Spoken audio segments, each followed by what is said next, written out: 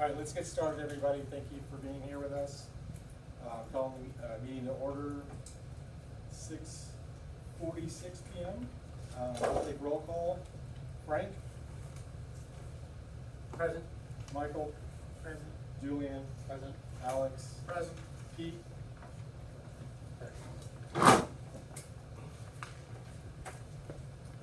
Margaret? Margaret couldn't make it tonight.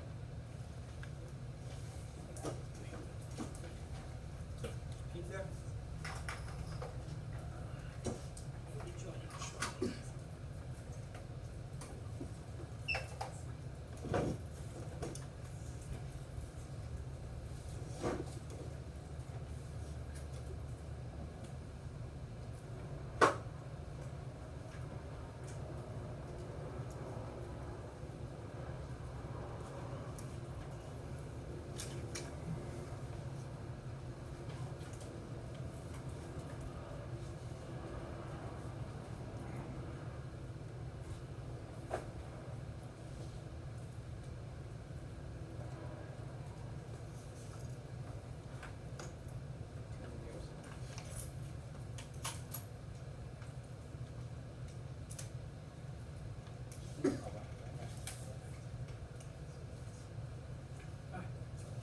All right, so moving forward, approval for agenda is presented. Do I have a motion?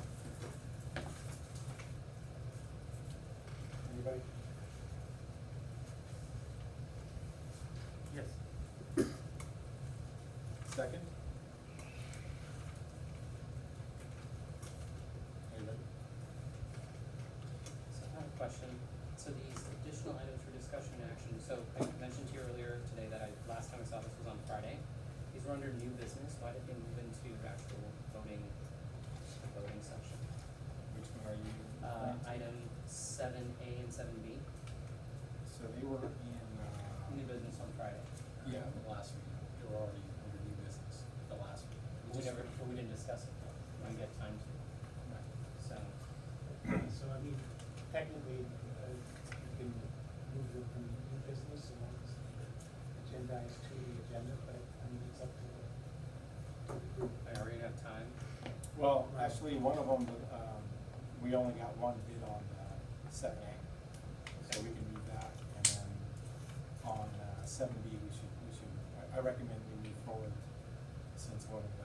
One of the members is here. Yeah, both of the members are here, so. So I just want to make, like, they're just presenting, right? Yes, yeah, Yeah, just that's- presenting, yeah. yeah. And yeah, even if Is they're that on the awesome? agenda, Cause I'd like to see three, you know what I mean? Like, yeah, but, even though you had two, right, for the back office? We had two, but to be fair, none of the two knew that they were presenting. They turned in a proposal and they weren't asked to present. So Brian is here and Mars is here, but I'm not sure if any of them have anything that they could put Yeah, I mean. on as a presentation. we have something else So- this year. Yeah. When we get to, will you be able to stay with us through the whole meeting? Absolutely. Okay, all right. You're gonna enjoy it. All right, so any other questions regarding the agenda, anybody else? Yeah, I want to again find out about Pete Goldschmidt. The same issue that I brought up last time, I want to go on record again, that I think he is not Brown Act compliant. Last time, it was on video, that he said he can hear like a word here or there, and yet he votes. There are plenty of good board members available to serve on this board. And to have somebody, I'd like to know, for how long more is this charade going to continue? So we're discussing the agenda, so is that, I don't, explain to me how that's relevant to the Because the he's, agenda. because he's gonna be calling in again. He'll be back. No, but what I'm saying, Alex, is that we're talking about whether or not we wanna actually start the meeting, and that's, the first order of business is the approval of the agenda. So if you don't wanna approve the agenda, we can't actually discuss what it is that you're discussing. So, my concern is that he's gonna be calling in again in the middle of the proceedings. So last time, he didn't participate in the roll call, he joined during the call, and he is voting on issues that he said himself, he can't hear what's being said. And he's voting on the Alex, subject. So Alex, as the board president, I'm Alex, addressing the board I know, president. but Alex. As the board president. I made a point of order, I'm making a point of order. Your discussion is appropriate, but not at this time. I don't have a problem discussing it, it's just right now at this point, we have to first approve the agenda before we can start So discussing I'd like to things be on the consistent agenda. in following the Roberts rules by only addressing the board president. Are you going to allocate time for the discussion of this topic? We can, but right now, like. I understand, but will you commit Yes. to discussing this Absolutely. topic? Absolutely. Very good, thank you. We can circle back. Excuse me, did you say public comment? Is that- No, we Still haven't, trying to we approve first the trying to agenda. get the agenda approved. Okay. Yeah. I thought that was first. So, was there, So there's a mover, I moved, and then do we have a second? There was a second. Second? Okay. all right. But with the amendment of, we're not gonna do seven A, right? We're gonna do seven B, if time permits. Yeah, yes, that's right. Okay, so, Michael, Yes. it's a yes for me, Lucia, Yes? Alex, Yes. Frank. No, So- I really, because I think we shouldn't be really discussing financial management and accounting. But that's why I'm saying, I asked for a strike. I asked for that item to be stricken, or stricken, you know? But I really don't wanna discuss financial management and accounting period. We did a bit last year, and we shouldn't be bidding the business out every year. But we said last year, I- that you were gonna do it next year. You probably don't remember that. We're not Okay, voting so- on it, we're just We're not listening voting to on it. it, yeah, this is just the. Okay, that's why I'm against it. I asked for this item to be stricken. No, so but I'm- you understand that last year, when we approved it in June, we said we were going to rebid this year. It's okay if you don't, I'm just representing to you what was in the minutes. Yeah, all right, so we, I abstain from, or at least I'm against it. you're against it, okay, No problem. so 4-1. Items for discussion, and action, item 3. Actually, I'm sorry, let's go to, public comment. Did anybody sign up for public comments? Yeah? Okay, I signed up last, but I just got voted to go first, so I'll go first. Hi, everyone, I'm Allison Farrell, nice to be here again. I know that some discussion regarding the recent board elections are on the agenda for tonight. So I just wanted to make a comment about the fact that there is some concern in the parent community about how this is gonna be handled and how smoothly the transition might take place. There have been some rumors that some people don't agree with how the election was handled. And from the perspective of a parent and a parent of a young child, just wanna say that the way that things happen with this board and the way that things are handled with kind of the contentiousness and the confusion around it is probably the greatest reservation that I hear from all parents, including myself and my husband, about being at this school. Parents want to be at a school where they trust the teachers, they value the education and the mission of the school, and that's happening here. But when there's all this drama, for lack of a better word, and insecurity about how things are gonna move into the future, that gives parents pause. And at this time, in the summer, the parents of kids, particularly in the younger grades, they have their kids enrolled in a lot of schools, not just Bertha. So if you think there's gonna be 3 kindergarten classrooms, there might not be, because when this kind of language is out there, people will choose to send their kids to other schools. So we care how many kids are enrolled at the school. That's a big part of the success of this school moving forward. So I just implore you to try to handle these things with some congeniality, and try to send a message out to the community, whatever's communicated afterwards, that there's a united vision and a united front for how things are happening, because right now, the message that's coming out is that things are very fractured, and it makes families very, very nervous. And it really gives me some concern about how many families will come back to this school next year. Thank you.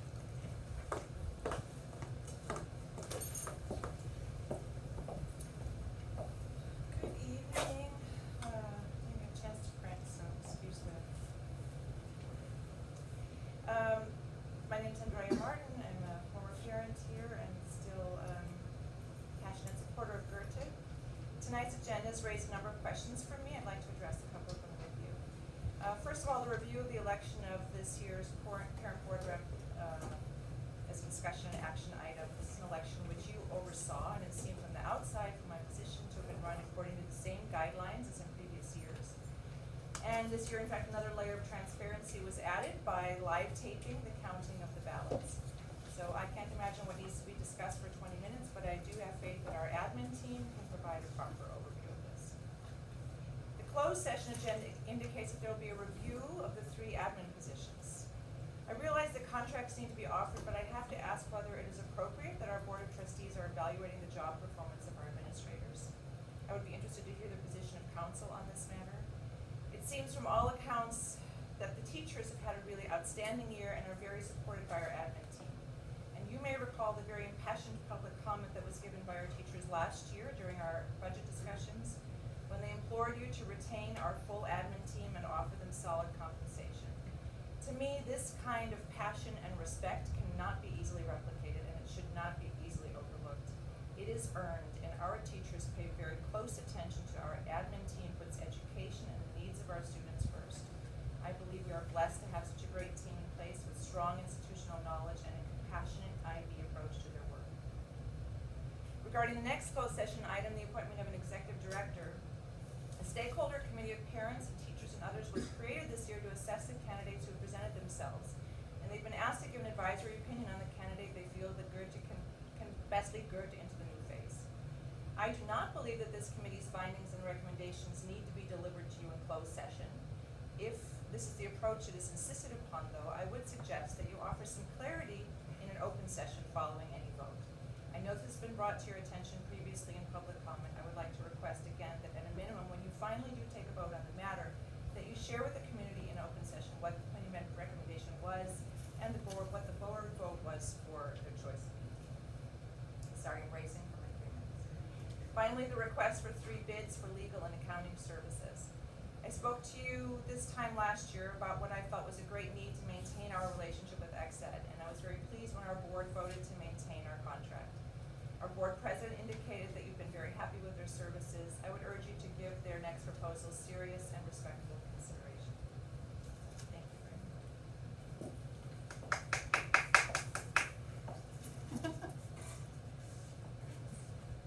Hi everyone, I'm Danielle Mason. My son Ben just finished his 3rd year here at Hartside in 3rd grade. He'll be entering 4th grade. You may know that I'm one of the newly elected members to the Board of Trustees and should be seated next week. However, I've noticed on the agenda that the board election process is an item for discussion today, and I did want to mention that I do not have any information about what will be discussed today. However, one of the incumbent candidates does, and I imagine will be included in this discussion. So I would like the opportunity at that time, once this topic is discussed, to be able to participate, as I do not have information. Thank you. Anybody else? All right, moving on to item 3. Review of the 2019-2020 budget models. Franco, you gonna? Yeah, I'm gonna just give you a little bit of an update. I printed out some of the, in case you don't have it, it's this document. Okay, I'll walk you through it a little bit. This one? Right, this one. This one document, yeah, and Ryan has the document, and Ryan incorporated all the changes into the document, which we have discussed. Finance committee meeting took place, was it last week or the week before? 2 weeks ago, right? So my memory, I traveled, so I apologize for not knowing the exact date. Item number 1, we didn't make any changes to item number 1. Item number 2, we corrected the budget assumption. You know, the original direction. I've given the administration to use about 600,000 in the combination out of the reserve, out of year 1 and year 2, assuming that we have a projected cash balance of $1 million. In all reality, we have almost $1.3 million. At the end of this year, upon conversation with Dr. Jones, who chimed in, and Michael was present, and Lucy was present, we increased the reserve to 15 to 20%.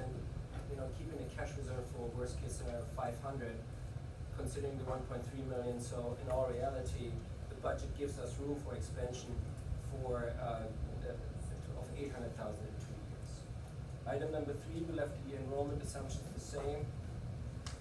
Item number 4, as directed by the board, we increased payroll for teachers by 6%, which made it into the budget, plus the step up of the 2.8 step up in the additional year.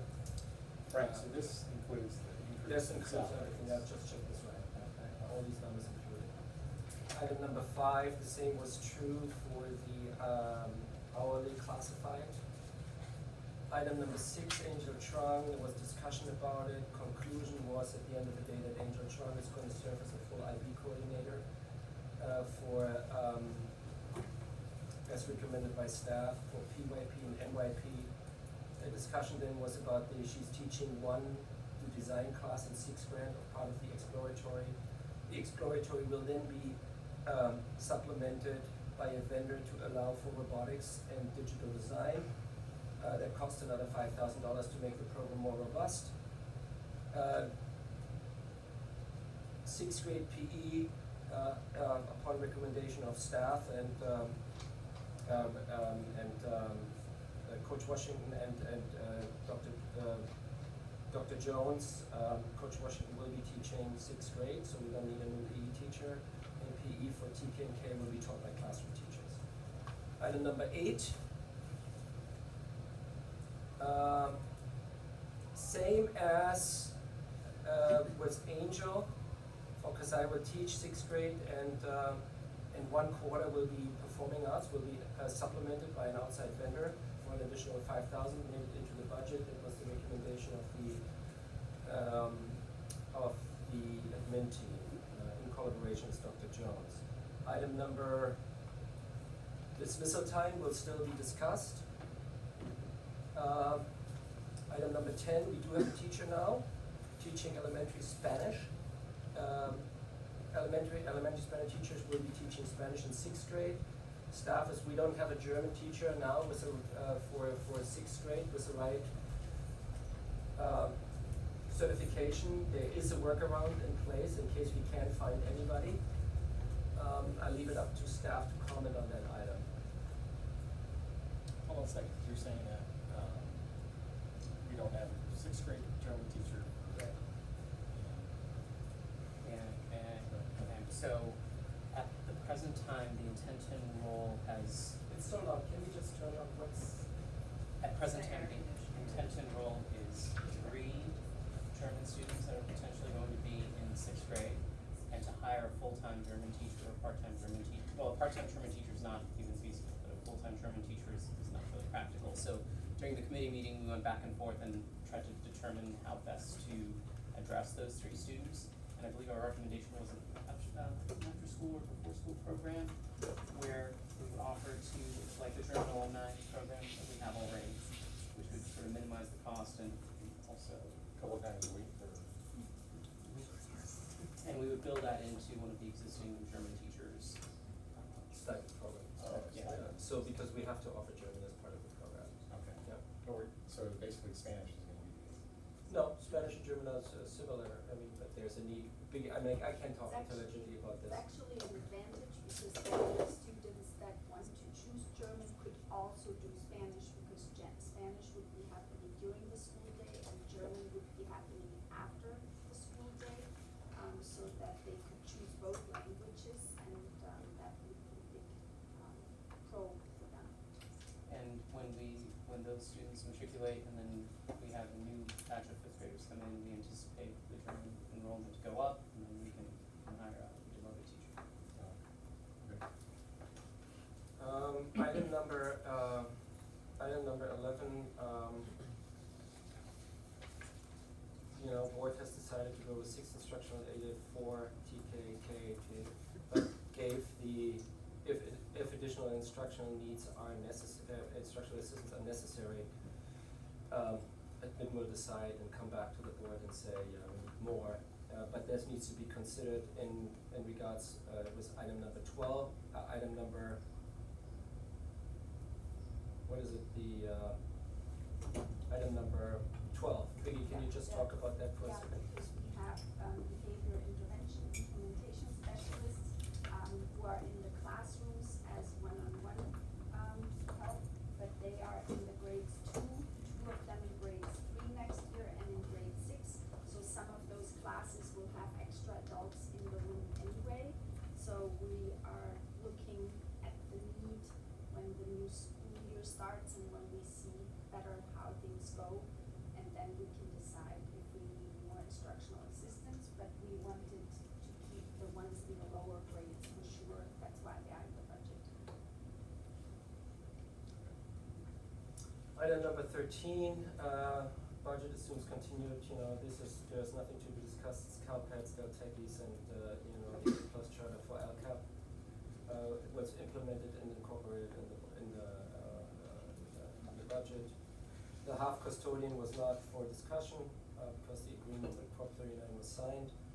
Fundraising goal was increased from upon discussion in the finance committee, fundraising goal was increased from 375 to 500, of which community fundraising remains at 375, and the new incoming executive director should be in charge of outside community fundraising in the amount of $125,000, which brings it up to 500.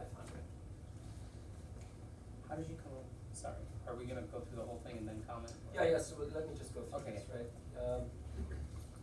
Part-time accounting assistant, as discussed, board agreed to that suggestion, so we incorporated this. The development associate, there wasn't really, I think the votes are not here. We had a divided vote on this when we voted in the finance committee meeting. I think Lucy was for, and then we had. I was for letting the ED make that decision. Yes, I think, and that's how we left it, right? The new incoming ED decides of how he wants to play it. But the cost of 55 to 70 are not yet in the budget, okay? And then we clearly only discussed the executive director model. And the other one without the executive director wasn't really discussed. Because I think both the majority of so staff couldn't vote on it, right? We didn't have a vote on it because staff couldn't say, staff shouldn't be voting on their two things. So Lucy and I were just left by ourselves, and we both strongly feel that an executive director should be hired going forward for a variety of reasons. And so that's an item, this isn't contemplated in the budget as it lays in front of you, but staff could not chime in on the stuff. And then especially also staff was exempt from providing an information about Casey Jones, Scott Michelson, and Biggie's role, and especially as it relates to their payroll. I did not allow them to chime in on that matter. On the table, for the board to decide ultimately upon performance evaluation or what kind of mechanism is, whether there is going to be a same raise as the teachers have gotten, number one, and number two, the executive director then actually the incoming executive director has to make a decision upon how the leadership structure of the school is to perform, is to be put in place. So that we didn't make we didn't vote on any of those matters. So that's for the board to decide how to move forward. And then the discussion was that in regards to the retention bonus, I think it was not unanimous, but the finance committee recommends not to pay a retention bonus because they already got a 6% raise and a step up, and there's more than enough, which adds another $60,000 to the already deficit budget of $411,000. So that, unless Biggie, you have something to add? Ryan? I think that concludes my little presentation, and I'm open for taking questions. Did you guys discuss the salary of school leadership? Yes, we did we did discuss this, is in the meetings here for the executive director, it's $150,000 for an executive director plus benefits, which adds up to $190,000. No, I'm talking about current schools. We discussed, Scott Michelson's, below market pay at this point. And then we have, that goes with the role expansion, how is he gonna take his. So I'm hoping we don't get into specific people and their packages, I just want to know. Yeah, it was discussed. It was, And what actions were taken as a result of that discussion? no actions were taken, Why? because the finance committee, was then resolved to Lucy and myself. Sorry? It was just Lucy and myself on the finance committee. But that's okay, between the two of you, you could not reach a consensus. No, that's not, I think it's not on us to make a decision, I think Who we. should it be on? The board, The board? yes. And so what mechanism do we have as a board to do that? I think it's performance evaluation, potentially. So the board should conduct performance evaluation? I'm not saying that the board should conduct performance evaluation, but that is you're asking for a mechanism, so that is a mechanism for raises. Typically conducted within the open market, within outside. We didn't take that approach for the teachers. The teachers was a different story, because we needed to be competitive. Teachers are not reporting to us, whereas the all team is reporting to us. But teachers was also a different mechanism, right? Because we had to do some catch up in regards to LAUSD. We were below market on LAUSD when compared against your LAUSD pay scale. So that gets us closer to them. Yeah, our strategic plan, I think, specifically discusses, it's not on there, but that we want to be the employer of choice. I agree. And given the level of anxiety that the parent community have, particularly what we heard in the opening remarks today, that I would like to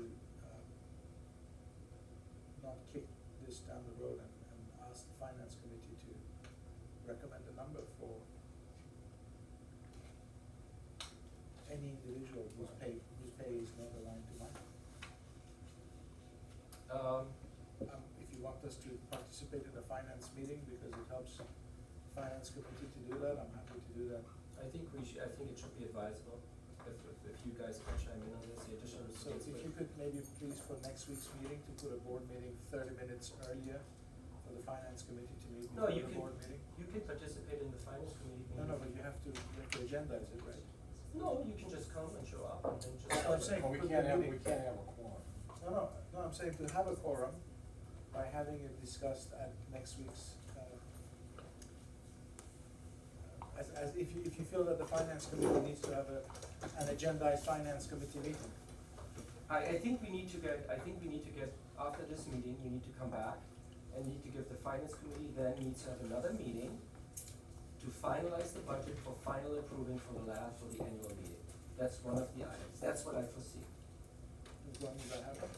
And what is our next annual meeting next week? Next Monday. Yeah. So when would the finance meeting happen? It has to happen next week. No, we have to have it by Friday. Has to happen before Monday. But it Before has Monday, happened yeah. this week. This week, I'm sorry, this week. So will you please set that agenda up? Yeah, absolutely, happy to. But I can't, there's so many structural things on the leadership things. Finance committee is not in a position to make a decision about this. Yeah, I would take the much simpler route by just adjusting the budget and getting the board's approval for it. I think it's that simple, because it's the same cast and crew who's gonna go to a separate meeting. So I would just revise your budget and submit it for approval for the annual meeting to include, Pay adjustments. pay adjustments. If the executive director has to raise So it is. 125, then make that 150. No. There is administrative leadership 6% raise for all of them.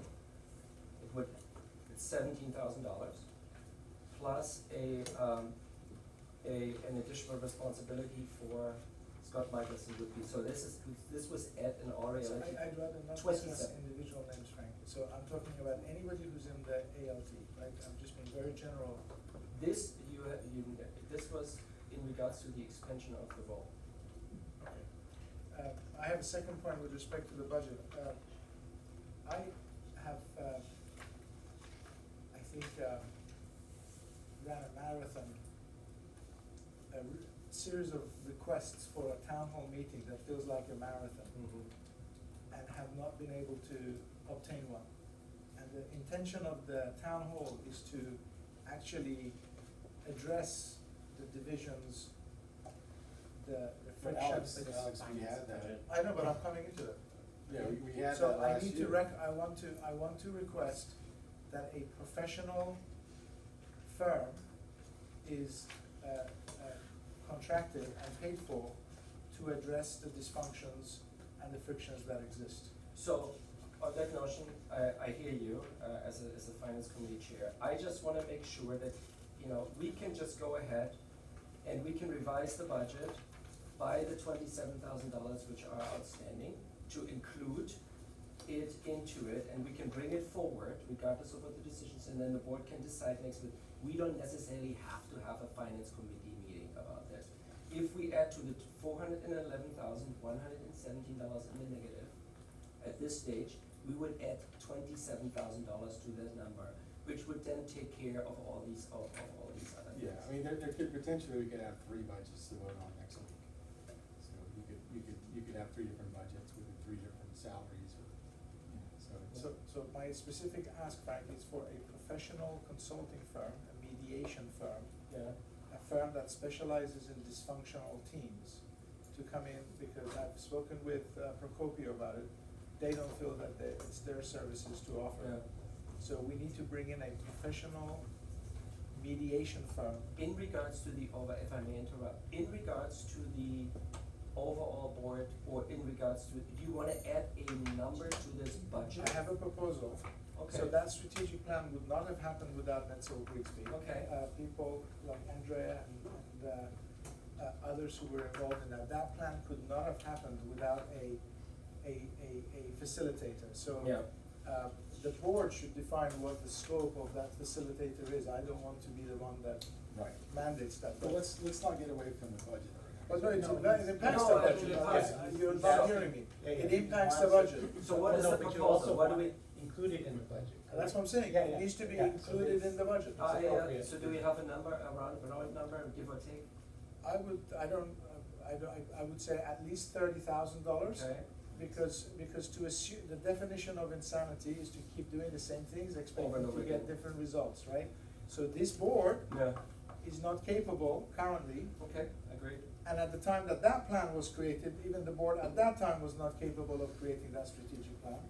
So I'm advocating for spending that money rather than spending it on lawsuits and, with respect to the law firms, to spend it reactively on law firms. I'd rather spend the money proactively on healing the divisions that exist at whatever level the board members feel is appropriate. So I'm adding, so is there consensus that I'm adding, there's not gonna be any finance committee meeting, but for the board to Up to 30,000. up to $30,000, we're adding it for a, what do you call it? Capacity building, Capacity building? solving divisions, creating harmony, whatever you want. Okay, and I'm adding $27,000 to the budget for potential alignments for executive director, not executive, right, admin team. We should just have a discussion. Yeah? Yeah. Okay, next one. What was the amount? I'm sorry. 27,000. 27. Yeah.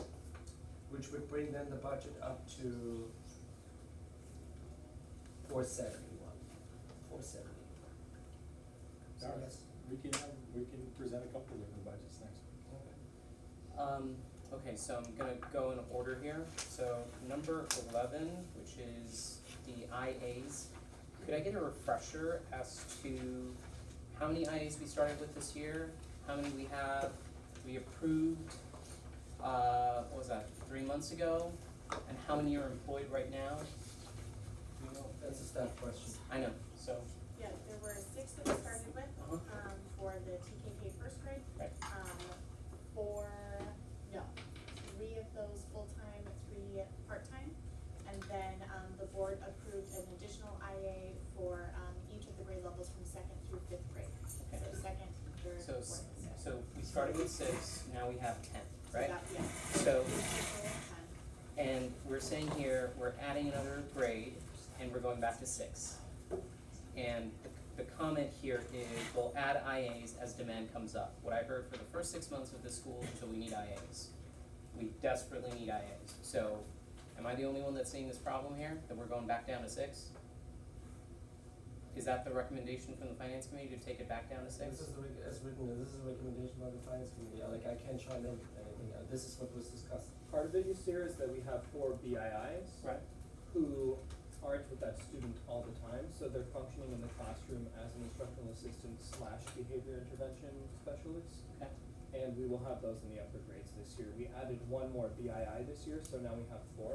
Okay, so let me rephrase the question, I don't mean to interrupt you. So then, when we started this year with 6 IAs, how many BIIs did we start with? 3. Okay, so how many I BIIs? think we had less than 6 IAs to start the year because we Yeah. brought on 2.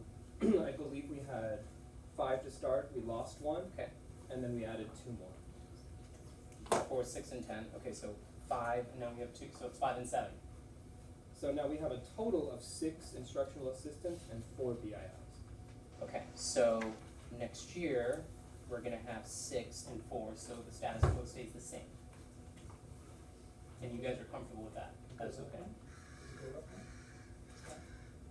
I thought it was 9. It goes up 1 because we lost 1 just a few weeks ago because of too low of a pay here compared to where she went. Okay, so I just wanna make sure that from a capacity standpoint, we're gonna be okay, especially with the middle years program. Great, okay, thank you. Next question is, okay, so this is just, there's so many challenges here. This is something, I'll be honest with you, I haven't been close enough to. Halftime custodian, is that sufficient? What's the situation? No, that is the contract that we signed with LAUSD. I understand, so, but we can't increase that, we've evaluated proposals to increase that in some form of capacity. Last That's year, just- there were some of the complaints that that the school was dirty, but that was during the period when the custodian was on workers' comp on leave. So has that attitude changed, like, The custodian is back, school seem to be, is improved, staff tells me that's enough. is that anecdotal or is that accurate? Cause I said in a meeting in September, October, parents cleaning classrooms, that sounds crazy, like, is that still happening? It's definitely happening. Then it seems like sorry, Mike. Yeah. So, 2 things. We did attempt to ask for what it would cost us to add another custodian, and the problem we have is that because we're sharing 1, we would have to do the cost of a full Full 1 plus one. bench. Correct. Yeah, and that's I think that was triple or Oh, a full one is about 80,000. 80,000, yeah. So it was based on that was the decision why we didn't increase the custodial staff in the current assigned, Okay, so agreement. that's, So even with the increased, or with the additional custodial staff, they are not cleaning our classrooms to the point what we would like to see. So they are not going in and wiping tables and wiping shelves and all that. It's just that there's always the service of restrooms being clean and restocked, and that the lunch tables are clean after, or actually before each of our lunches, which is twice a day, and that the trash is taken out on a daily basis, not just in a rotating system, what it would be if we didn't have our own half custodian. so has anyone researched just cause I imagine $80,000 is a full custodial service, right, not an employee? No, it's another full employee. We're not allowed to have a custodial service because of the SEIU contract. Okay, so it's a full-time employee. Of LAUSD. Of LAUSD, Yes. okay. Has anyone explored getting like a maintenance officer or a part-time maintenance person to just go and replenish, like, like soap and things like that? I think it has to be a custodian that is hired by. I'm sorry, I'm not asking about, I mean, this is a significant problem and it's a budget And if we need to allocate the resources, we should allocate the resources instead of expecting our parents to clean classrooms. I think that's kind of preposterous. I mean, we have a board member asking for $30,000 for a kumbaya session. I'm sorry, but I think that's fine and well said. But this is a budget, and we should have explored that. So did the finance committee ever explore? So, the finance committee, to answer your question, the finance committee did not explore. The contract with NIUSD it does have a political, good faith effort to it. Would you agree with that, Michael? It's a fully loaded union payroll. It's expensive, we share it. Yeah, and it would be, and what he means by political is it would be create a conflict with SEIU on our part to try to advocate for any services that they would consider custodial in nature for us to encroach on them. So I'm I not guess saying it's not. then the not question goes possible. back, Yeah. is there still a need in the organization for custodial services? Uh, Like dedicated Not custodial according services? to what the that was not presented that there's an additional need for custodial service in the finance committee meeting. That was, Yeah, Well, there's- So, Scott, Casey, and I mean, I'm asking anecdotally right now, this is your time to, There's a need. there's a need. That's Casey, my do you agree? personal opinion. Yeah. So, can we have the finance committee go back and evaluate options? what is the finance committee gonna evaluate? I Is think the we finance should- committee evaluate an outside contract, which we shouldn't be doing? I think you need to research, we'll do another term. I think you need to research what available options there are, and they have to be concrete options. And if it's $80,000 for full-time with LAUSD, I think that's a recommendation that should be made. Because I'm sorry, I can't have another year go by and say we don't have custodians, and we can't do anything about it. That just seems preposterous. Well, Okay, so that's, staff has to research that. yep. Okay, next is fundraising. So your target is 375,000. Where did you get the extra 125,000 from? Was well, based upon a discussion in the finance committee meeting. But I guess I'm curious about what that, I mean, I could say we need 500,000 more in fundraising. Yeah, I think it so- had to do, we were, maybe you can refresh my memory, it was the higher. It was the increase Yeah. enrollment. You know, we're estimating an additional 35 kids. So even per child, based on that, that's the number? Okay. That's what we No, always have no, done. not, I mean, that's part of it, Expectation, right? but the other part of it was that, I think at the last board meeting, Alex and others in particular said that one of the things that we should do is add to the objectives of the executive director, the need to raise money. And so that was part of the reason why we did this. The second reason is that we need to get creative about how we raise money, given the loss of the Goethe cafes and the jogathon and issues like that. And so we're sort of putting that into the rubric of the new executive director to try to raise that money, plus the enrollment, the fact that with the increase in enrollment that we would potentially have the ability to raise more money from parents. This, by the way, this money was supposed to be new money. It wasn't supposed to come from the parents. Okay, so just so I'm clear, the 375, that was this year's budget. I believe No, that, this year's budget overall, there was overall $500,000 budget. For of which- fundraising. For this year, which we got very close to. okay, It's a combination out of grants and all these other kind of things. We got very close to it, I think fundraising, I think we were at 30,000 short. we were 30,000 short with a lower enrollment. my recollection was when the fundraising committee presented their target to actual, that the number that they presented was 375. So, which is fine, they could have put in the wrong number or the wrong figure. I just wanna make sure that you're now not tacking on $125,000 of extra revenue on, okay, so sorry, I'll stop rambling. Here's my point of contention with this. There's been some discussion about having the new executive director be responsible for raising the $125,000. Personally, I think that's a little preposterous, because when originally we did the candidate profile for the executive director, that was not something, we said very loosely, responsible for high-level fundraising and donor relations, things like that. Yep. I think based on where we are with the executive director, that has not been made clear, and I think it would do us a disservice to say to these people now, oh, by the way, if you want the job, you gotta bring in another $125,000. I think that's just an, It's a point well taken. I think that's an untenable thing, and therefore, I believe you should remove that from the budget and expect another loss of $125,000. That would be, Well, I mean, if we do what we did this year, we're gonna be 460 or above. exactly, so then make it more reasonable and make it more practical. But I Yeah, think I that should be, the, Is the reason we generally have, what's the formula in for community fundraising? It's 900 or, what was the formula this year? Typically about 1,000 per student. 1,000 per student.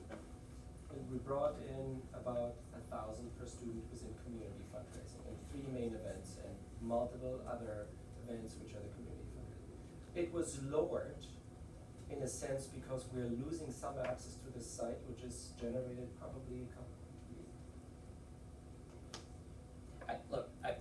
that's fine, I think it's just an That was the unreal, rationale behind it. I hear your point. I think it's unrealistic to now expect an executive director who's been, candidate who's been waiting for 6 months and now say, oh, by the way, another contingency is this amount. You might even consider giving $30,000 a year to the lady who was in the fundraising committee, having her do it part-time. I mean, has anyone thought about that? Anyway, that would be my comment to the finance committee about it. Okay. The next is this executive director model proposed at school, budget with an executive director, without an executive director. I'm just curious, I didn't ask about this last time, but why did that come up?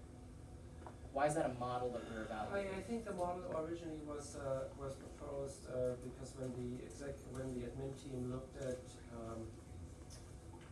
the overall cost restriction, they were contemplating of just giving the board the opportunity to think about an executive director. Can we afford one? It was quickly dismissed within the finance committee and said, the need was for an executive director for a wide variety of reasons. We didn't explore this further, so we're proposing a more aggressive budget, including an executive director. So just so I'm clear, that's not what you said. The finance committee is, what was it, Biggie, Scott, Casey, and Lucio, and Frank, right? Yes. So it wasn't even a quorum that discussed it, it was you two that decided. We that discussed that's- it. We discussed it. Be a quorum. It has to be. We discussed it in the group. Okay, but you said you two, that was what you fiddled around with, Yeah. and you kept them excluded from it because Yeah, they're but part of. Where's I'm just the- trying to figure out. No, where's the critique in this? I'm trying to figure out. I'm what just you're trying to tell me. understand why. Are you we're- against an executive director? It's not about against, I'm more curious about Mhm. why this is a proposed option. We're looking at 2 options right now, one is with an executive director and one is without. I think that's doing a disservice because you get. That's not what we're saying. No, I think so. They're recommending the option with an executive director. We're recommending the option with an executive I director. understand, so what are the other options that we're looking at? This is a continuous document which was originally generated. I asked Biggie to put this document together. This has evolved over these finance committee meetings because, and it stayed on there. I know, but my point is, I'm looking at, you just mentioned we're gonna have 3 models to I vote on. don't know what the 3 models are.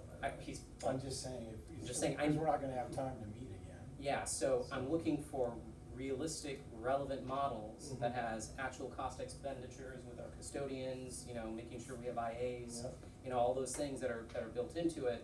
And I don't think it's feasible if you two are already recommending not to, or to proposing an executive director. I don't think that's a practical model.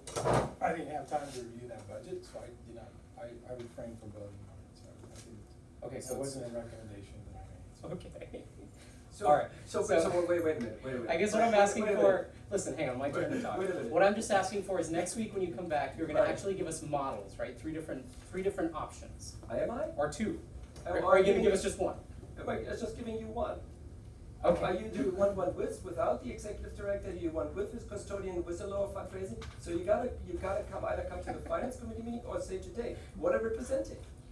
I know, I'm just, okay. No, So just- no. You're gonna give us 1 model, got it. One model, That's what right? I'm, perfect, that's One what I'm model. getting clarity. So am I taking down the fundraising? I mean, this is very simple. Am I taking down the fundraising numbers? What's the consensus? Well, I Yes. think we gotta go around. Yeah, we gotta go Okay, around, all okay. right, but- So anyway, so- it's a question.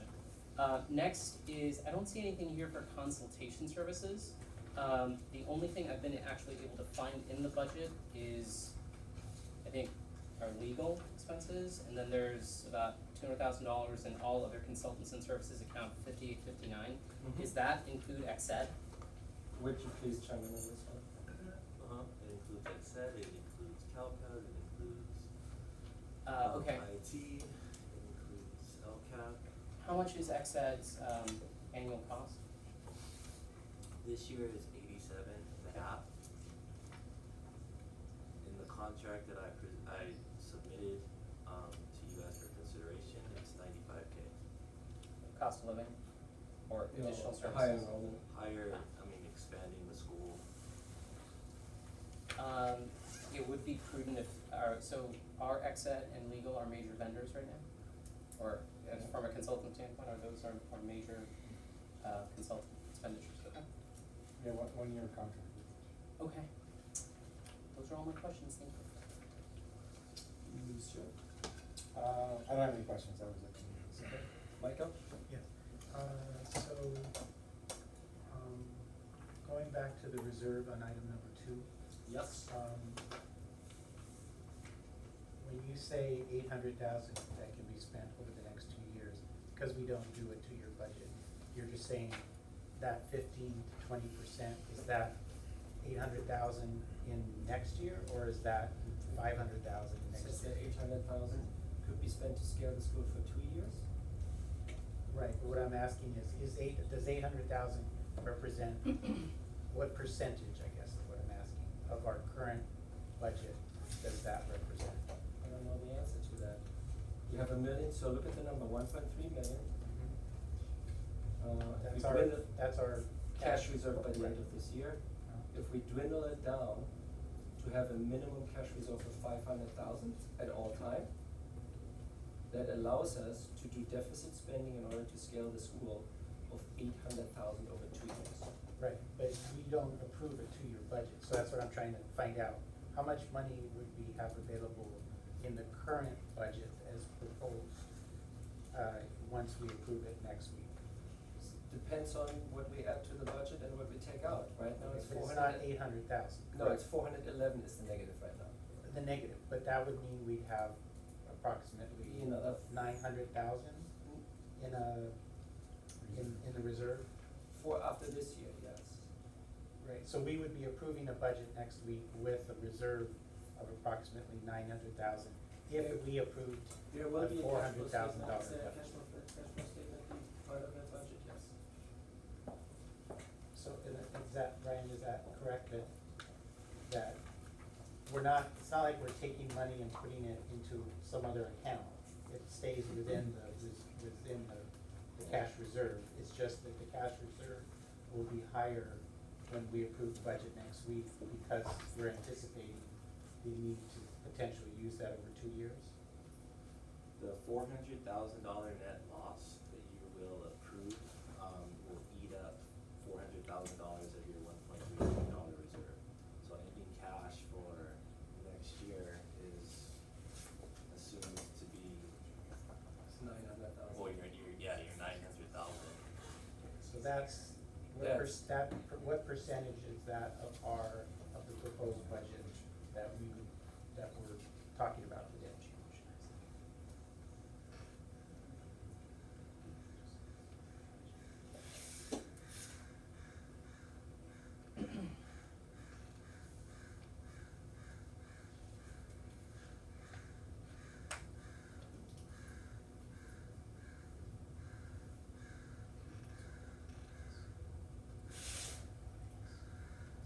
$31.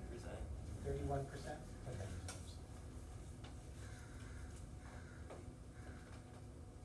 And the finance committee is recommending that we have between 15 and 20 available. So if all things being equal, if we ate up, if we had a reserve of 31% when we approve the budget next week, and then in the subsequent year, we ate up again another 450,000. Yeah. We would then be at about 15%.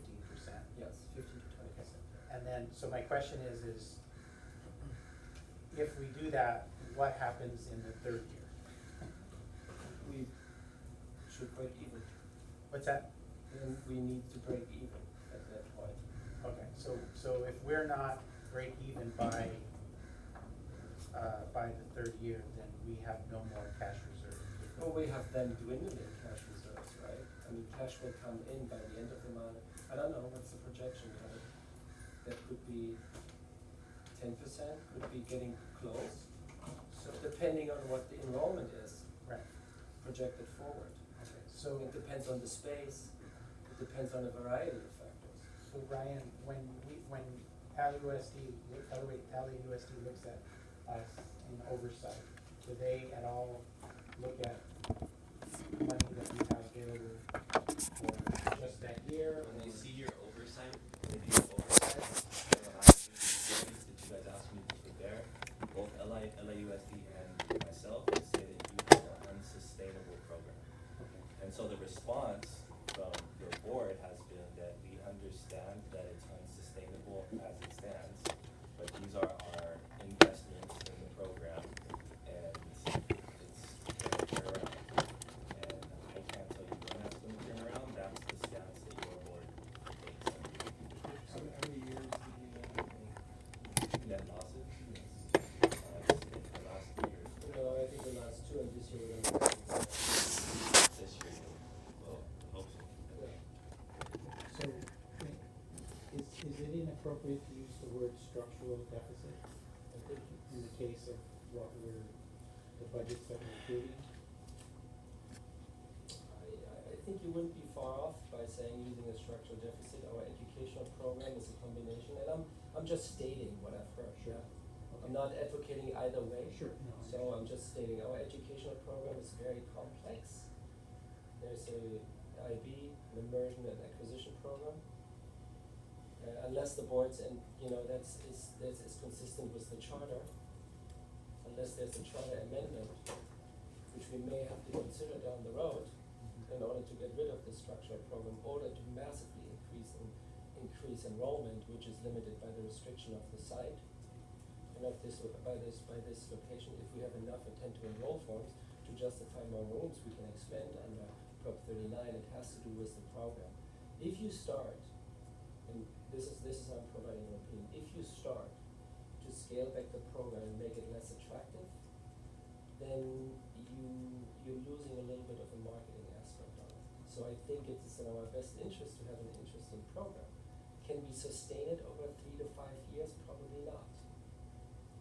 But this was just the budget given the this budget was developed by the administration under the guidance of the finance committee, considering the restrictions we currently have. But I would agree, to long story short, I would agree with you that this is partially a structural budget, because we could have a custodian to have these people, we could have all these people, but we can't afford it. So it is structurally deficit. I agree. So then, The good thing is that we're not tied in for 2 years, we're just year by year. We are just year by year. I agree with that. I agree with that statement. And too. this doesn't include the middle school grant, if we end up getting the middle school grant. An additional funding, it does not include that. Okay, so that could be another 80 to 100,000. Correct. So with regard to, this ongoing, non-sustainable budget, what would it cost us next year? What enrollment would I presume it's an issue of enrollment? Or is it? Space, enrollment, Space, yeah. okay. Think So- about $10,000. Is it $10,000 per student? So it's another 40 to 50 On an ongoing basis, 40 to 50 more students. to balance this Balance. $400,000. Yeah, to balance this budget. But you're not saying that that's sustainable. You're just saying that right now it's unsustainable. Right now, with the current enrollment, yeah.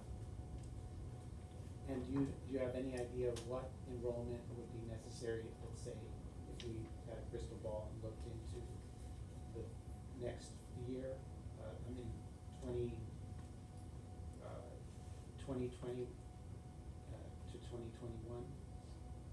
Well, I think for next year, when you grow, you're adding just one grade level with just one class of 6th graders, right? True 6th grade, but enrollment is anticipated to be 24. 24 kids.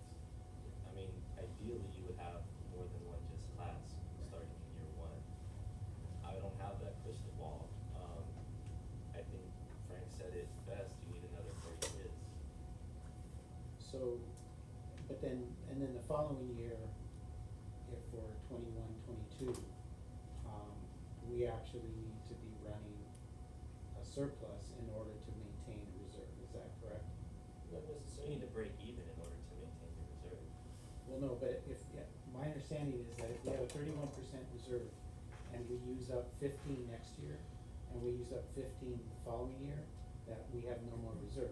No, So we, no, that's a misunderstanding. okay, The 500,000, we said we need to maintain the 500,000 at the end of the second year. So if we use 500 this year, we can use 300 next year. right, but then we've used up our entire reserve over 2 fiscal years. Then we would still have $500,000 in the bank account to account for everything else, for every unforeseen harm. LAUSD not paying us, we can continue to pay the teachers. 500, we have 1.3 million. We're investing into growing the school. The budget, the very rough numbers are 800,000 to be used over 2 years. If we're using 500 this year, then we can only use, to maintain the 500, we can only use 300 the following year. Okay. Does that And then make that sense? keeps us with a The 500,000 500,000 as the baseline. As the base, got it. Yeah. Okay, Yeah. thanks. Next question is, where are we now on enrollment under number 3 That question. for next year? I don't have the exact enrollment numbers, but for the elementary school, we have, all classes, enrolled to some degree over-enrolled, because we're expecting not all of those kids to show up.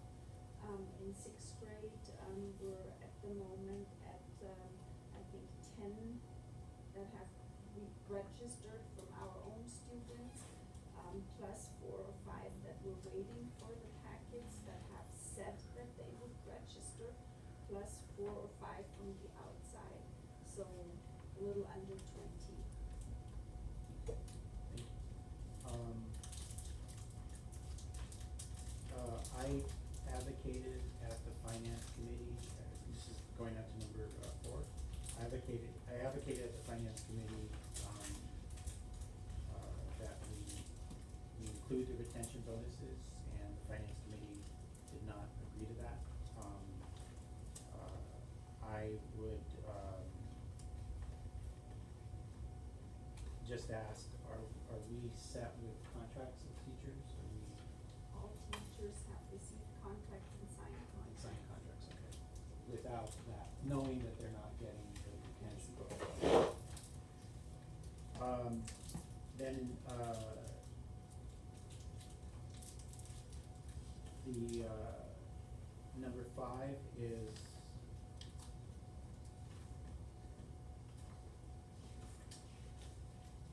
when you say classified employees, that's non-admin team? Non-admin team, non-certified, which is teachers. And non-office. And non-office, okay. It was just meant to be instructional assistants and behavior intervention Okay. specialists. So that is a 6% increase plus the 2.8% yearly adjustment. Correct, and they all received their contracts and all signed their Awesome. contracts. Okay, with that. And based on that, how many positions are still vacant? We have 2 instructional assistant positions that are vacant. 2 full-time. 2 full-time. And there's 3 elementary staff and then 1 middle school staff still working. 3 elementary school staff? Teachers, yeah. Oh, teachers, okay. And, one One middle school. Okay, and the 2 full-time that you're missing, those are part of the 6 that you're anticipating, okay. And, given that we didn't have much luck in hiring the 4 that was authorized, is it, in your opinion, better to give you the authority now to hire more, or do it on an as-needed basis, like we did last year, but then run the same risk that we might not be able to fill? My perspective, it's always easier to hire at the beginning of the school year when people are looking for jobs than to hire in the middle of the school year. That all depends on the budget. But the budget will be, we have have to approve the budget by this next meeting, we have to submit to LAUSD, and so I think then the authority is granted to them to hire. Right, but what I'm asking is, cause I thought, the way I thought I understood it from you, Frank, is that we're gonna go with the 6, and if there's more needed later, we will then revisit the, That's what's my understanding. right, and so what I'm asking is, if we think that there's more needed, given the fact that unless you guys disagree with what Biggie's saying, give them the authority to hire those additional IAs now. Well, but I think the staff, in finance committee meeting, if I may intervene here, in finance committee meeting, staff has indicated that the current model was the 6 and the pending, and the 4 is, unless there is a massive increase in special ed, is okay, Biggie. I just need to say something.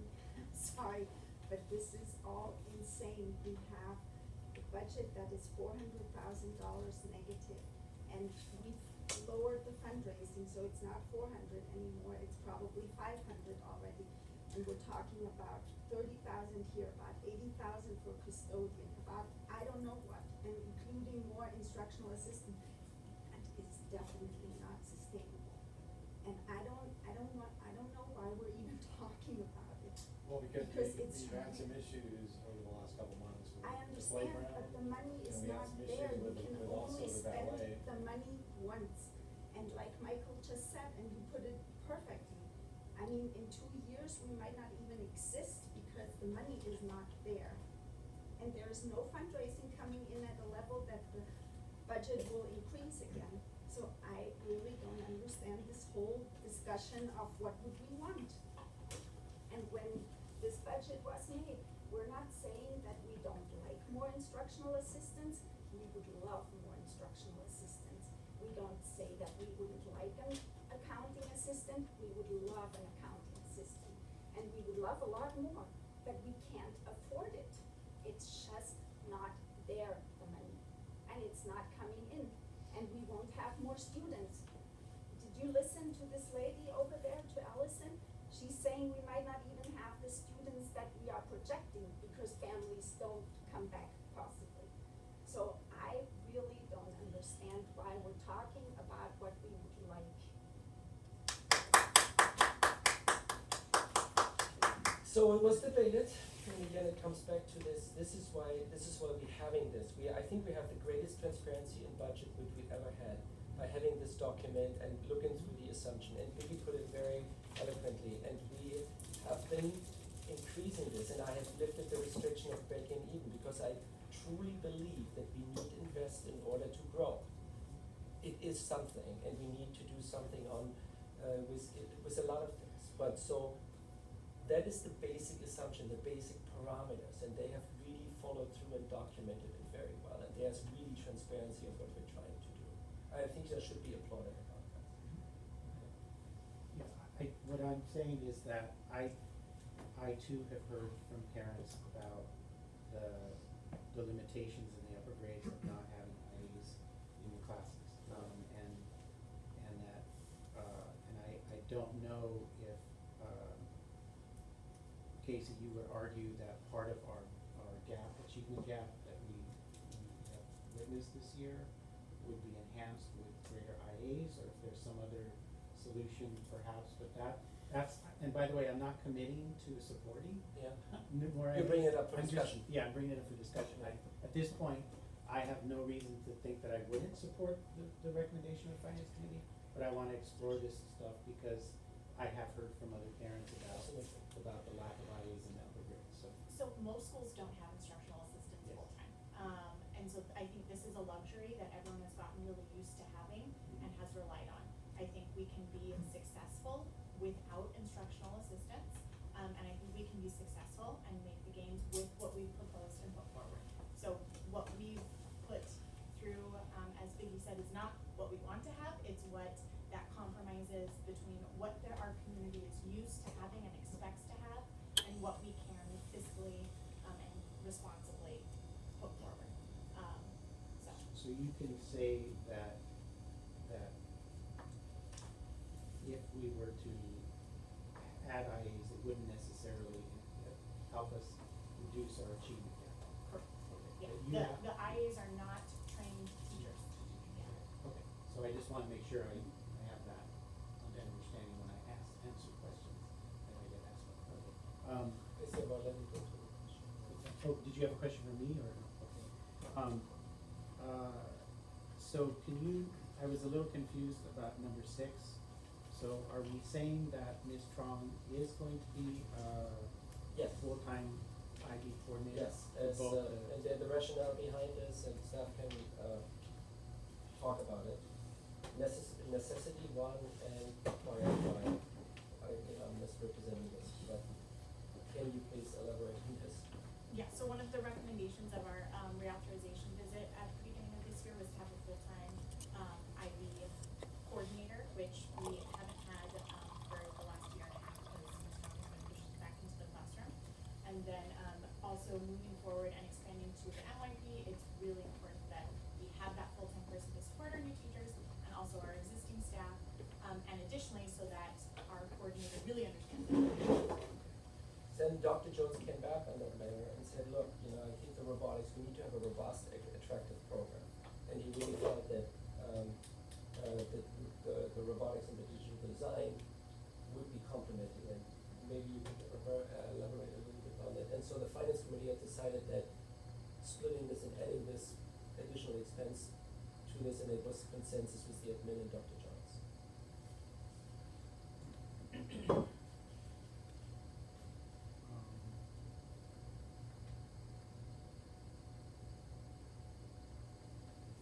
Okay, and then, in number 12, the floor behavioral intervention specialist. If for some reason our enrollment, when the kids are enrolled in August, we find that we need additional persons, that would, you'd have to come back to us and say that we have to hire that person to go along with that student. Yeah, so BIIs are determined by a student's IEP.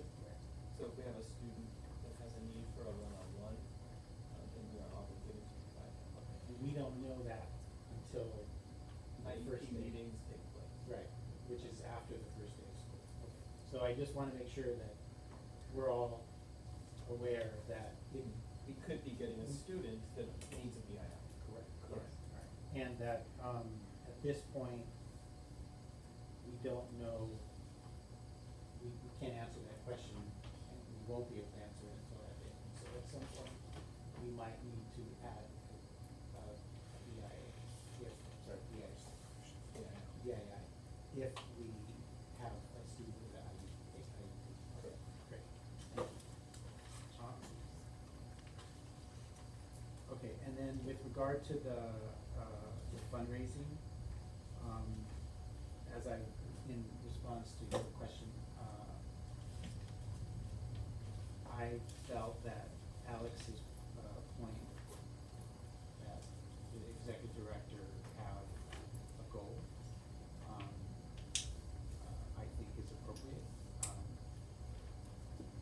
I'm not necessarily saying that the goal is salary dependent, but that it's a goal, and that we add, I was in support when I appeared at the finance committee, that we increase the amount of fundraising from 375 to 500 with, Yep. with the addition of 125. So, I do think it is, something that we can address, so it's not a disadvantage, or at least I hope you could address it, so it's not a disadvantage to an executive director, but that it's basically the school's fundraising goal is 500,000, and that we look for sources of revenue outside of the traditional models that we previously have, which is the parents and the events that we can no longer hold on to school times. With regard to the custodian,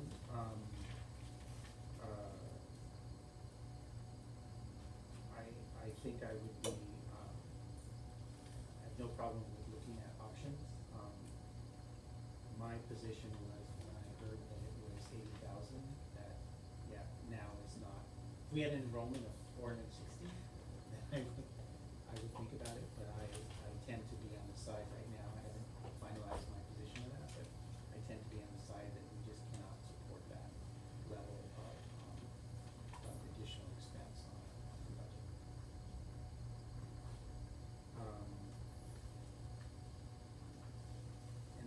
would recommend, putting in the budget,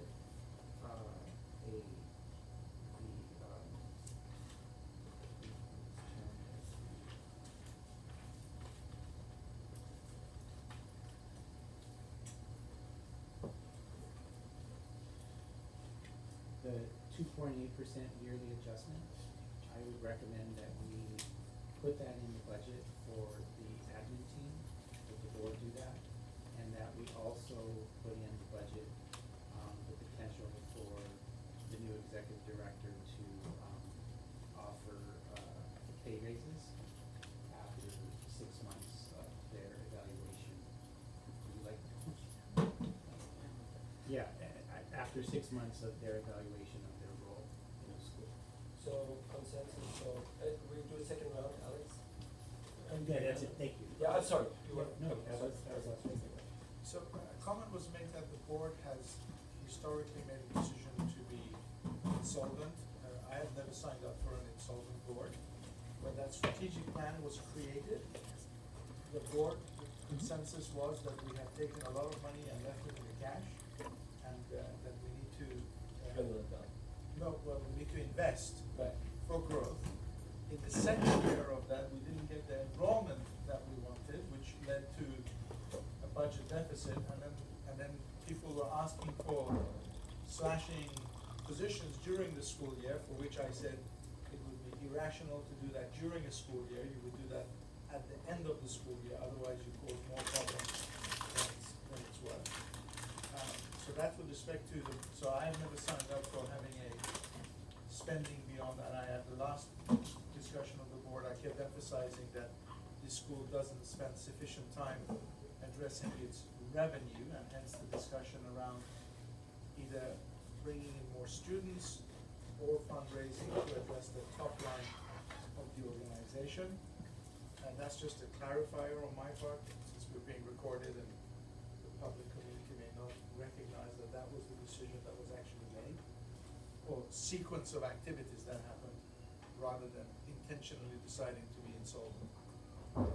Based on the discussion that I've heard, provided that the board will commit to putting a town hall meeting for 3 times a year on the school calendar, that it's not a matter of somebody at the last minute deciding we can have one or not have one, I like that.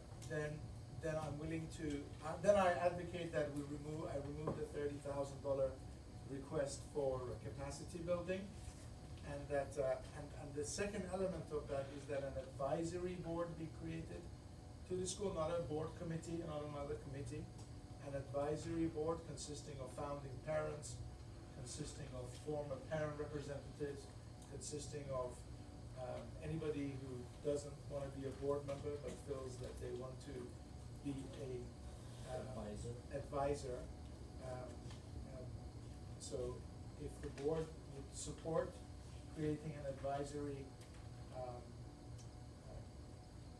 council, then I think that advisory council can work with the governance committee or the board directly to address some of those. So I withdraw my request for $30,000 for this. So, as it stands here. Oh, sorry, I have one other thing. Okay, sorry. And for the legal to be dropped from 70 to 50, it's an obscene amount of money that we spend on legal, and it's because of the dysfunctions that we have, Yeah. that we get so many comments coming in, that then causes lots of communications with legal, which really is Necessary. unnecessary. So I would advocate for lowering that. And it's also gonna drop now that we've got the middle school in place, so Is the it? expense, the property. Thank you, back to me. One thing I forgot to add, when I was ranting earlier was that, what I would really like to see are projections. We got some projections, I think that was like 4 weeks ago originally, and those didn't really look solid. So I would like to see some projections going 2 to 5 years. I think that's what Michael was was sort of asking for in a way, saying what happens if we don't meet enrollment next year, what happens if we don't meet enrollment the year after that. I understand we have $1 million in reserve. So $1.3 million. Million three, thank you. So I think that should be really clear that if we don't hit our enrollment projections, if we don't hit our fundraising targets, which I'll be honest with you, I'm still really confused about 375 versus 125, but it's okay, I will let that go. Okay, I good. imagine Thank you you. guys are on it. I would like to see those projections at the next board meeting. Can we, so can I ask staff, Ryan, can you do a projection based on what, I mean, Yazir and Dr. Jones have developed a projection for the middle school. Can you elaborate with staff and just do a more refined projection of that model? So what I'm actually looking, so these models is what I talk about, the models, right? You've got an executive director, not an executive director. That's not a relevant model for me. What a model for me is, we have enrollment at 435, we have enrollment at 375, we have enrollment at 500. And that to me will give us realistic projections 2 to 5 years. That's what I'm looking for. I can do that easily. What I need from this organization is the things that go with those Yep. assumptions, right? Yeah. So if you say 375 students or whatever, what's the staffing plan for that? What's the staffing plan for 500? What's the curriculum needs between a school of 400 versus a school of 500? Those are all things that need to be provided to me, and I can turn it around to you very quick, but I need that. Right, so that's a model, that's a projection. I think that'll alleviate some of your concerns. I think it has to be very clear that everyone understands that, what's our intent to enroll right now? Chris, it's 15 or 16, what is it right now? 19 or 20. 19 or 20. I think, you know, there's a certain amount of ambition that this organization has, but I think the ambition should be muted by choice. Everyone in this organization voted to open a middle school and go into, you know, $300,000 of debt for next year. And there are people that have raised complaints about where do we get the money, and those people have either voted for the middle school or they've abstained to vote for the middle school. And there are people who've clapped that, hey, this is great, where are we gonna get the money? Well, we don't have the money. Well, we're Some- using it from. Hang on, I know, from the reserve. The other point is, we are gonna be in a tough situation opening a middle school in Marina Del Rey next year. We're gonna expect picketers, okay? And if we try to expand any more on this campus for 7th grade or 8th grade, this place is not gonna be fun. So the 1.3 million, thank you for your correction, was my understanding was for facilities. And that was also one of the recommendations made by the committee saying, evaluate facilities, get facilities in enhanced capacity, and then move on. But what we've done instead is we've decided we're gonna have the entrepreneurial spirit, and we're gonna open the middle school, and we're gonna invest in our program. Hang on, I'm almost done, you don't have to refute it. So my point is, we've made the decision, a lot of people here have supported it, they've committed to it, so you know what? We're in it. So it's not a matter of $30,000 or $50,000 here, the biggest chunk of it is the middle years program. And the other thing to consider is, I don't care about custodians. I leave it, we have tons of advisory boards. We have a great administrative team, that's why I asked them. There's tons of people, I think if there's anything, there's too much advisory going on in this organization right now. What we need is strong leadership that's decisive and communicates transparently. And no amount of hiring a consultant or town hall meetings is gonna support that. But anyway, that's my 2 cents. So I would like to see those projections ultimately, and most importantly, I would like to see what happens when we have 5 kids enrolled in the 6th grade program next year. Because there are many charter schools that open classrooms and they have to shut them down. And the finance committee can take the lead on that and tell us how much it's gonna hit us. They don't have to go into logistics or support, but they just have to say, that's what it is, that's how much it's gonna cost us, and if we decide to open another program, we can do it in a year or 2 years. That's a reasonable projection I'm expecting from the committee, not any of this, you know. So anyway, that's my 2 cents. Thank you for your comment. Just as a matter of correction, it was not necessarily meant to be for facilities, so it needs to stay corrected. It was meant to say, it was meant to be for development, not specifically for But I'm telling you right now, Michael and I have looked at the private sector market for facilities in this It's area, expensive, yeah. and that money will go real fast. Yeah, That money was gonna get you off the ground. That would, exactly. Yeah. So, I mean, to say that money's been kept for facilities, sorry, I'm just. No. So, just to capture everything at this point, so you're taking, the custodial is, No, it's a I've heard people say that we need more custodians. So are we still staff still inquiring about if- custodial service, yes or no? If the team back there Well, says, awesome. no, let them think about it, because it's anecdotal, let them go back to their group, their contingencies. I'll say one thing, Mr. Mayor. Yeah. I think certain decisions have been made and are steadfast, and we're spending money there, which means we can't spend money elsewhere. Right. And that's just the reality of our situation with IAs, with custodians. So whatever decisions have been made is the reason why the budget has been developed as is. Yeah, there's a need for certain things, but right now we're saying this is what we're doing. But to counter your point, what I've seen is a lot of great work here, especially with the middle school, where we are allocating resources, shuffling resources in order to accommodate a plan and a vision. And I don't necessarily know if that's been thought through in lots of other areas except the middle years program.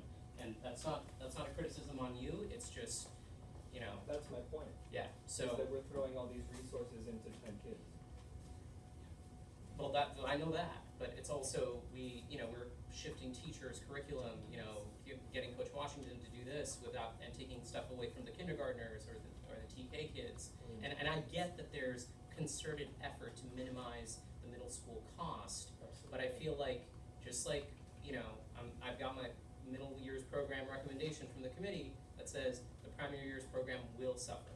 And seems to me like we're well on our way of having that program suffer next year. Well, Or- I mean, I think, But I get it, investing in our program, but if that's what it is, we know what we're here for. Absolutely, So- and I think, I'm always, in a situation like this, I mean, you were an advocate not to open it. I mean, you made the presentation very loud and clear.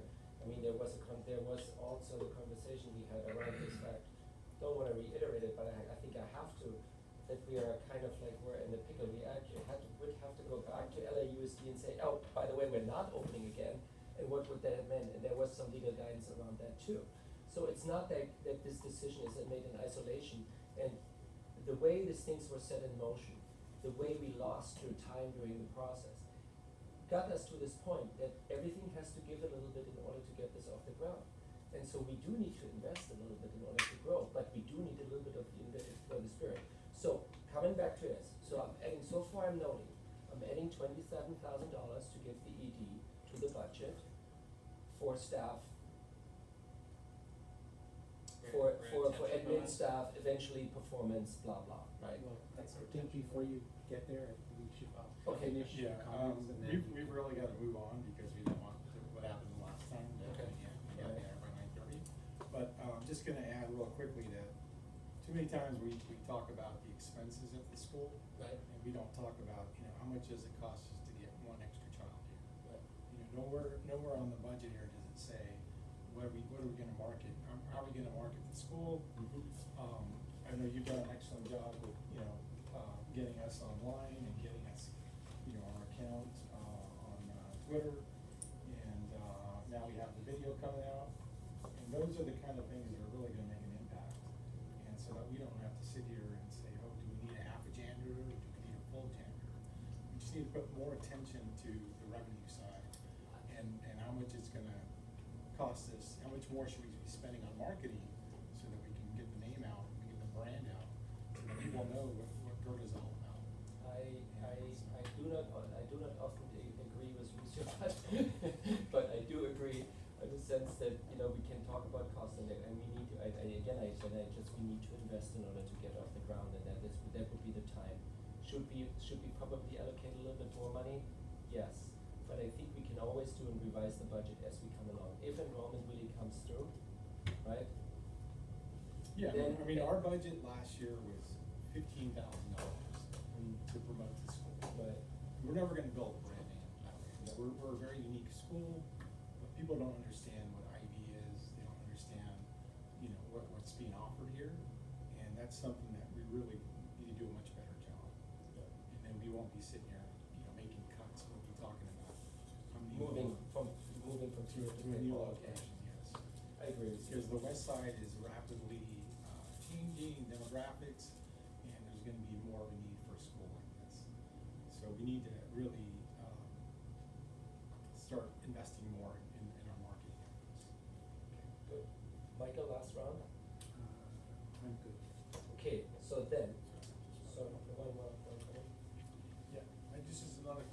years, but would like to do a survey For, of the ALT. What percentage of your time currently goes to non-value added activities of dealing with distraction, politics, commotion, dysfunction? What percentage of your time? Significant, Sorry? significant, What is that, 20%, 30%? probably, More? probably not more. Scott? It's hard to quantify. High, Here for medium, low? usually 12 to 14 hours a day, and I work at home too. Casey? Similar response to Okay, that's why I'm discussing about creating unity in this organization. I can't tell you the number of times I've gone to write an email to the school community and I hit delete, because I neither have the prerogative or the mechanism by which to do that. We are committed to building a middle school, but our behaviors are not consistent with building a middle school. And hence why I'm advocating that if we do not change this madness, if you have a plan C, I would love to hear that, not necessarily tonight, but. okay, so So maybe we've last got to comment, address last, this I wrap it dysfunction. up and then I need clear direction for what, then I'm gonna reiterate what I'm gonna bring for next board meeting, okay? Biggie. I agree with Alex. I think marketing effort is very important, but what brought the school to the point where it was growing was word of mouth, was people being so satisfied and talking out there, what a great school we are.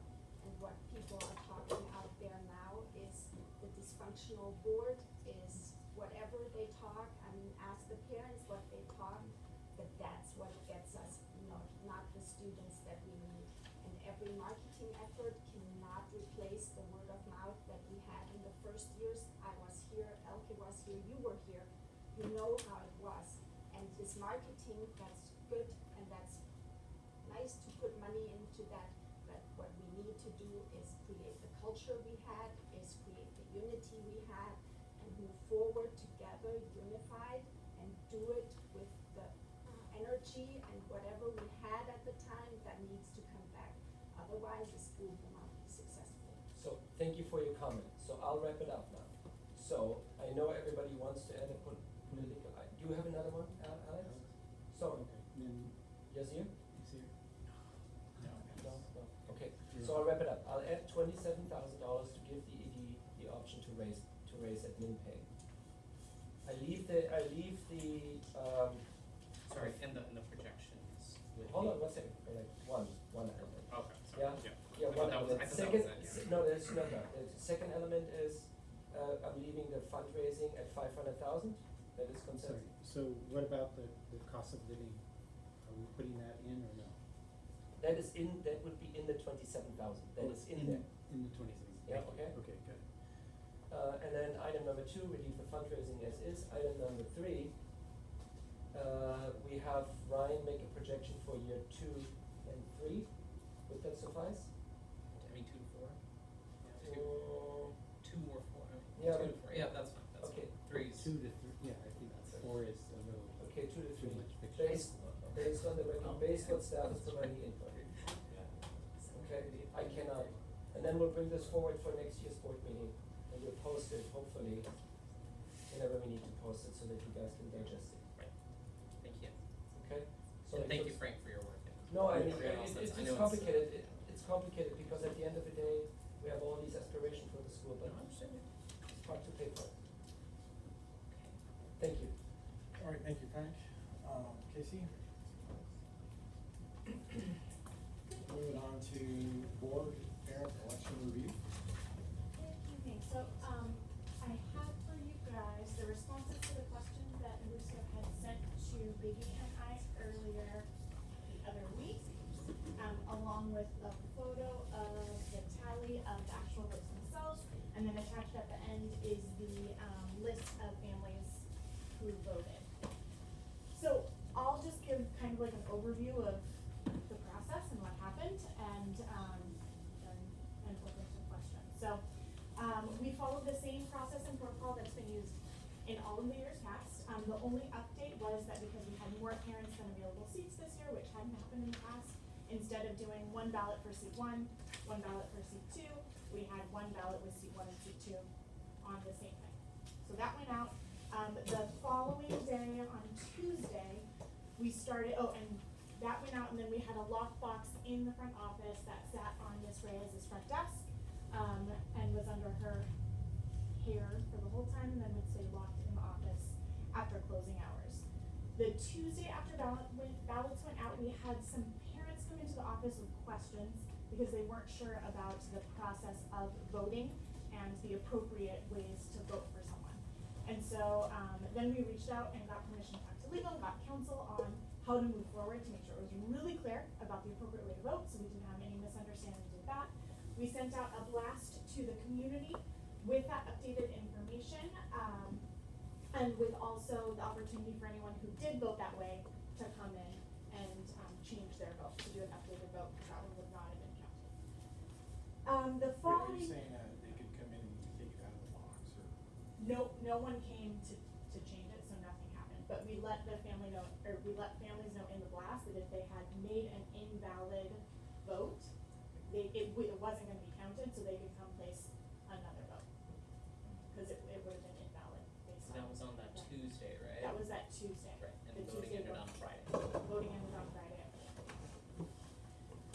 So then we continued through the week, like I said, the lockbox to deposit, the voting ballots was in the front office, under Ms. Reyes' supervision. No one, accessed it other than parents who were putting them in. Next to the lockbox was a little box for the family ID slips to go in, and then Ms. Reyes was responsible for keeping track of families when they had voted. Then, Friday, Sorry, how often did she do that? Every day? I don't know, the update, Multiple times a day. Throughout the day, got it?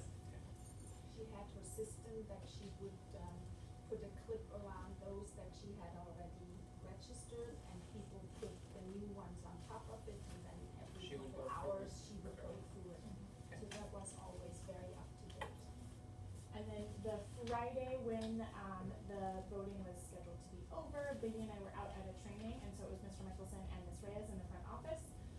It was a pretty early out day for most everybody, so at 3:45 when Ms. Reyes left, Mr. Michelson was in the office. He does not have access to the lockbox either, and so, at 4 o'clock, he closed the office and no one came by after that. Monday there was no school, so then Tuesday after our morning assembly was when we came into room 45 to do the counting of the ballots. There were 3 people who were involved in that, myself, a parent from our GPA, Roberto, and then Mr. Michelson. As we were getting set up, one of our IAs came in and put a parent's, voting ballot in last minute. And Biggie immediately saw that and said, it's past the deadline, that can't go in there, so she opened it in front of everybody who was here, the public to watch, took out that last one, verified with the IA that it was one that did not have any other marks or anything on it, and then put that to the side, and so we have that, envelope still there. Then I opened up, each envelope, handed it to our parent rep, and he read out the votes, and then Mr. Michelson tallied them on the whiteboard, which is the photograph that you guys have there. We, tallied not just the votes per seat, but also total votes, and there were, you can see from the tally photo picture, that there were clear outlines, so there was no confusion that maybe some person had more overall votes, but not enough in one of the seats. It was pretty consistent all the way through. With the, counting, so we had 136 ballots that were received, and out of those 136, 12 were ones where one candidate had, 2 votes for their name, so same person was chosen for seat 1 and seat 2, as according to the blast that we sent out after checking with legal. The second seat was not counted for that person, so they got the first vote, but not the second one. Then we had another 9 ballots where you could see that there were corrections made on them, but they were easily identifiable which voting box the person wanted you to check. We have those to the side as well. And then we had, So Casey, so you're saying you didn't include those, or you did? we did. You didn't? Yeah, You did? the ones that were easily identifiable, what Right. the intended vote was, were counted. The We had 3 that were invalid. One was not put in on a voting ballot. It was just the narrative piece. Someone had marked their votes there. And then the other 2 had 2 votes for seat 1 and 2 votes for seat 2. And so it was, you were unable to tell what their intended vote was. So when they went out in the red folders, is that how you distributed the, my wife took care Yeah, of hers. yeah, That's her. yes, yeah. Okay, so it was up to the parents to put it back in the red folder or come to campus, Yeah. come on campus and drop it off themselves. And that's consistent with the way it's been done in all the years past, as far as I'm aware. Okay, and so what you're saying is that out of 318 families that we have, we've got a pretty good, high percentage of people that responded to it. Almost- About a almost third. half. Where in the past, you know, I think when I ran, it was like 36 families. Yeah. But I In- guess there was a, you know, I guess there was a get out to vote movement out there. Can we go on? What I will say is this was my first time here where we had more candidates than seats available.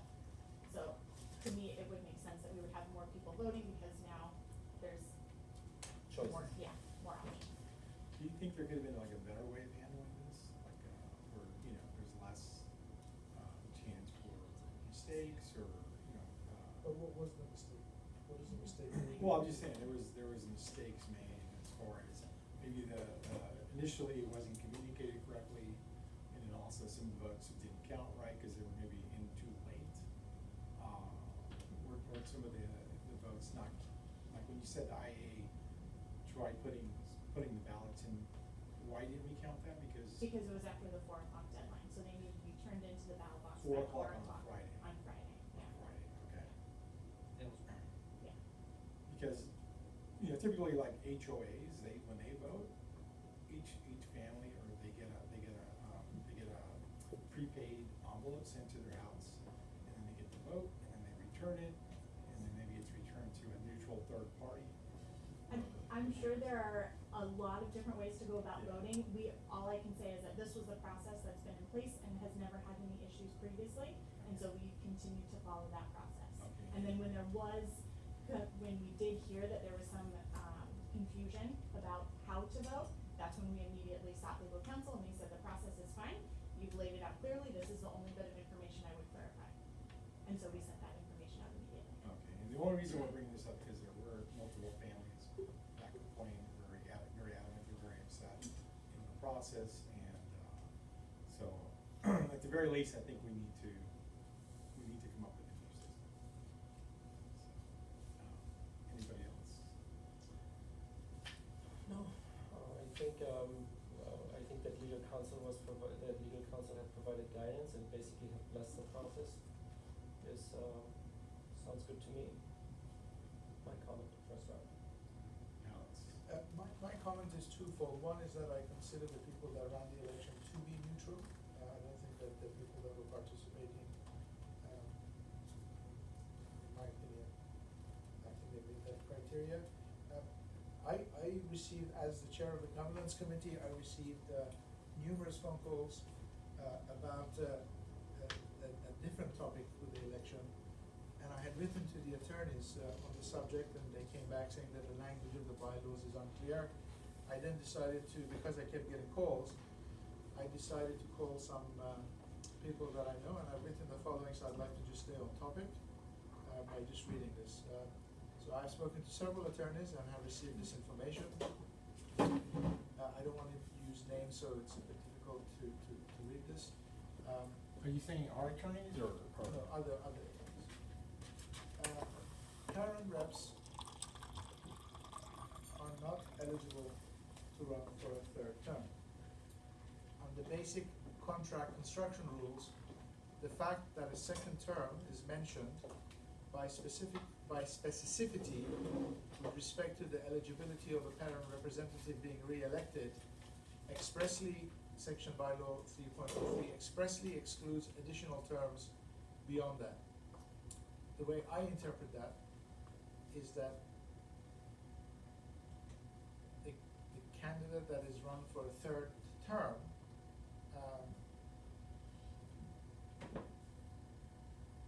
is not eligible to have run for the elections, and the other two candidates would have been elected by acclamation, and any challenge to the election process would be moot.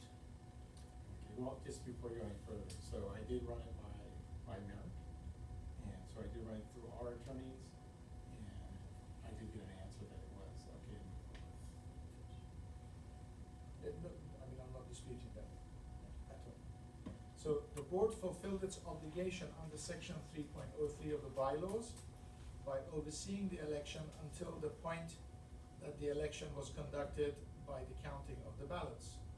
During the election process and prior to it concluding with the counting of the ballots, the board could have intervened with regard to the process that the board itself was in charge of overseeing.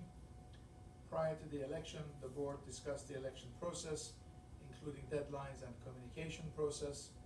To the best of, this is my comment, to the best of my knowledge, the board followed the same election process that has been in place for the past several years, plus the transparency of the videoing of the ballot counting.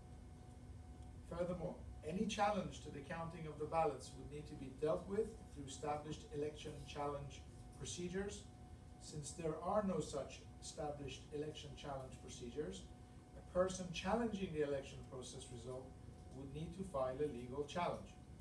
There would be an inherent conflict of interest for the board to be the arbiter of any challenges to the election process that it was tasked with overseeing. Section 3.03 also expressly prohibits the board from voting to fill the parent representative seats, which are only filled through an election.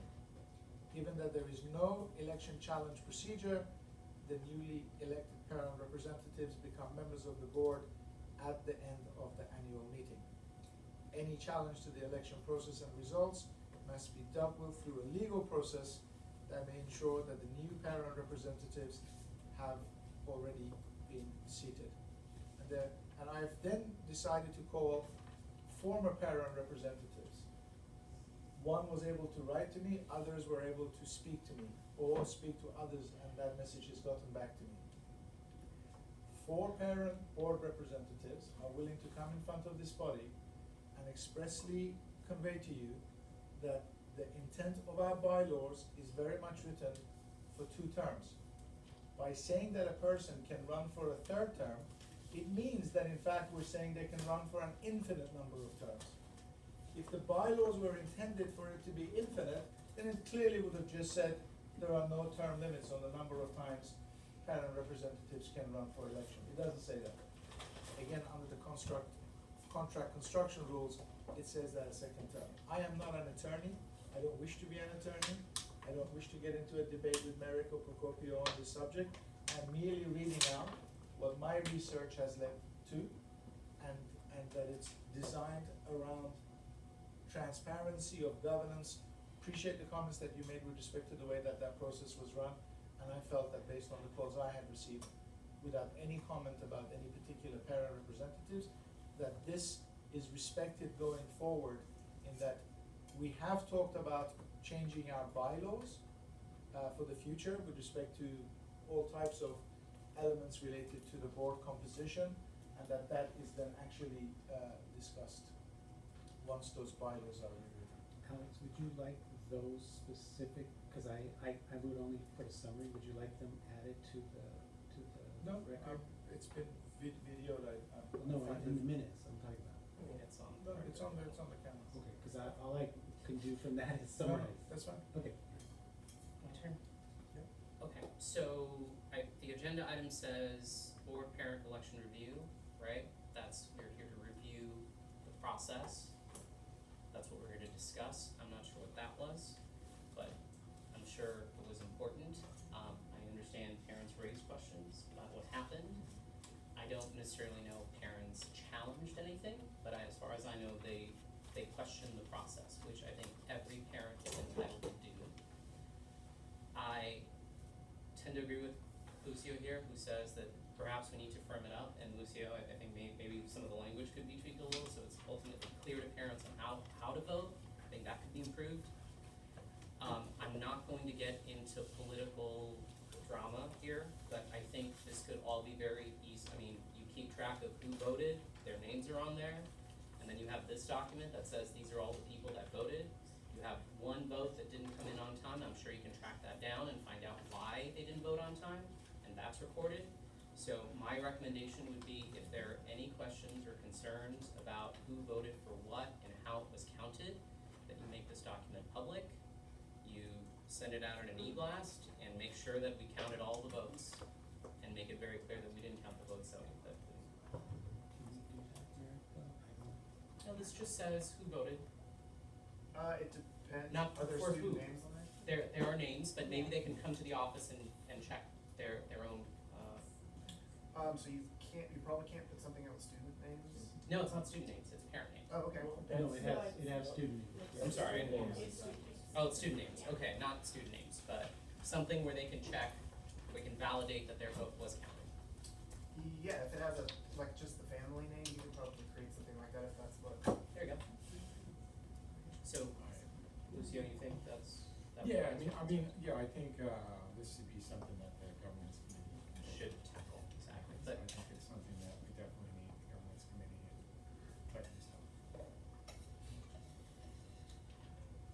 Yes, so, I would like to recommend that because the board does supervise this process, that in the future, if there are more than 2 candidates running for 2 offices, that you have one ballot that has It's very clear, the number of right. names.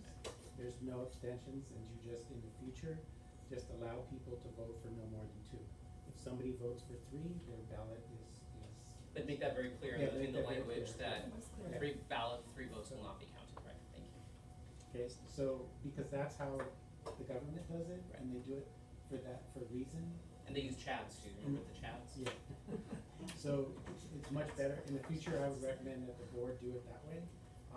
Unfortunately, I was one of the families who no one took this out of the red folder, my ballot. So if you look on here, we didn't didn't vote? Yeah, we didn't vote. So that. Were you I running? think- So I think that system is flawed. I think having the responsibility of the ballot, getting from the parent to the lockbox it shouldn't be in red folder. So, because obviously I put this in there and it just, as the IA or whoever was going through it, they didn't see it, they left it in there, came back on Monday and there was the ballot. So I don't think that's a good way for us to administer an election in the future. I think that it should be that either, and there may be suggestions to Lucio, that it either be that you mail it in, like Lucio suggested, that you have on the valet line someone standing there that can accept, representative, accept, log the thing in when it comes in, or that people bring it into the office. Because I think the use of red folder is inherently problematic, because of, and my ballot is a case in point. Clearly I Well, wanted to. not to the second round? So I'm still going. Oh, no, Yeah, sorry. okay, sorry. And then I would just, say that I'm very, very happy that you have this list. I would say that the appropriate thing is that if a family feels like they didn't vote, or their vote wasn't, or they questioning whether or not their vote was received, that they come to the office, and that this be available so that they can check that, without putting out the list. I don't feel comfortable putting out a list of families who voted. I don't want people to then say, why didn't you vote, or I think that creates more problems. But I do think that if a family wants to know if their vote was counted, that they can come in and do that. I applaud the process that you guys use to do this in a way that I think you hadn't done before. I think that was really good. What I would just suggest is that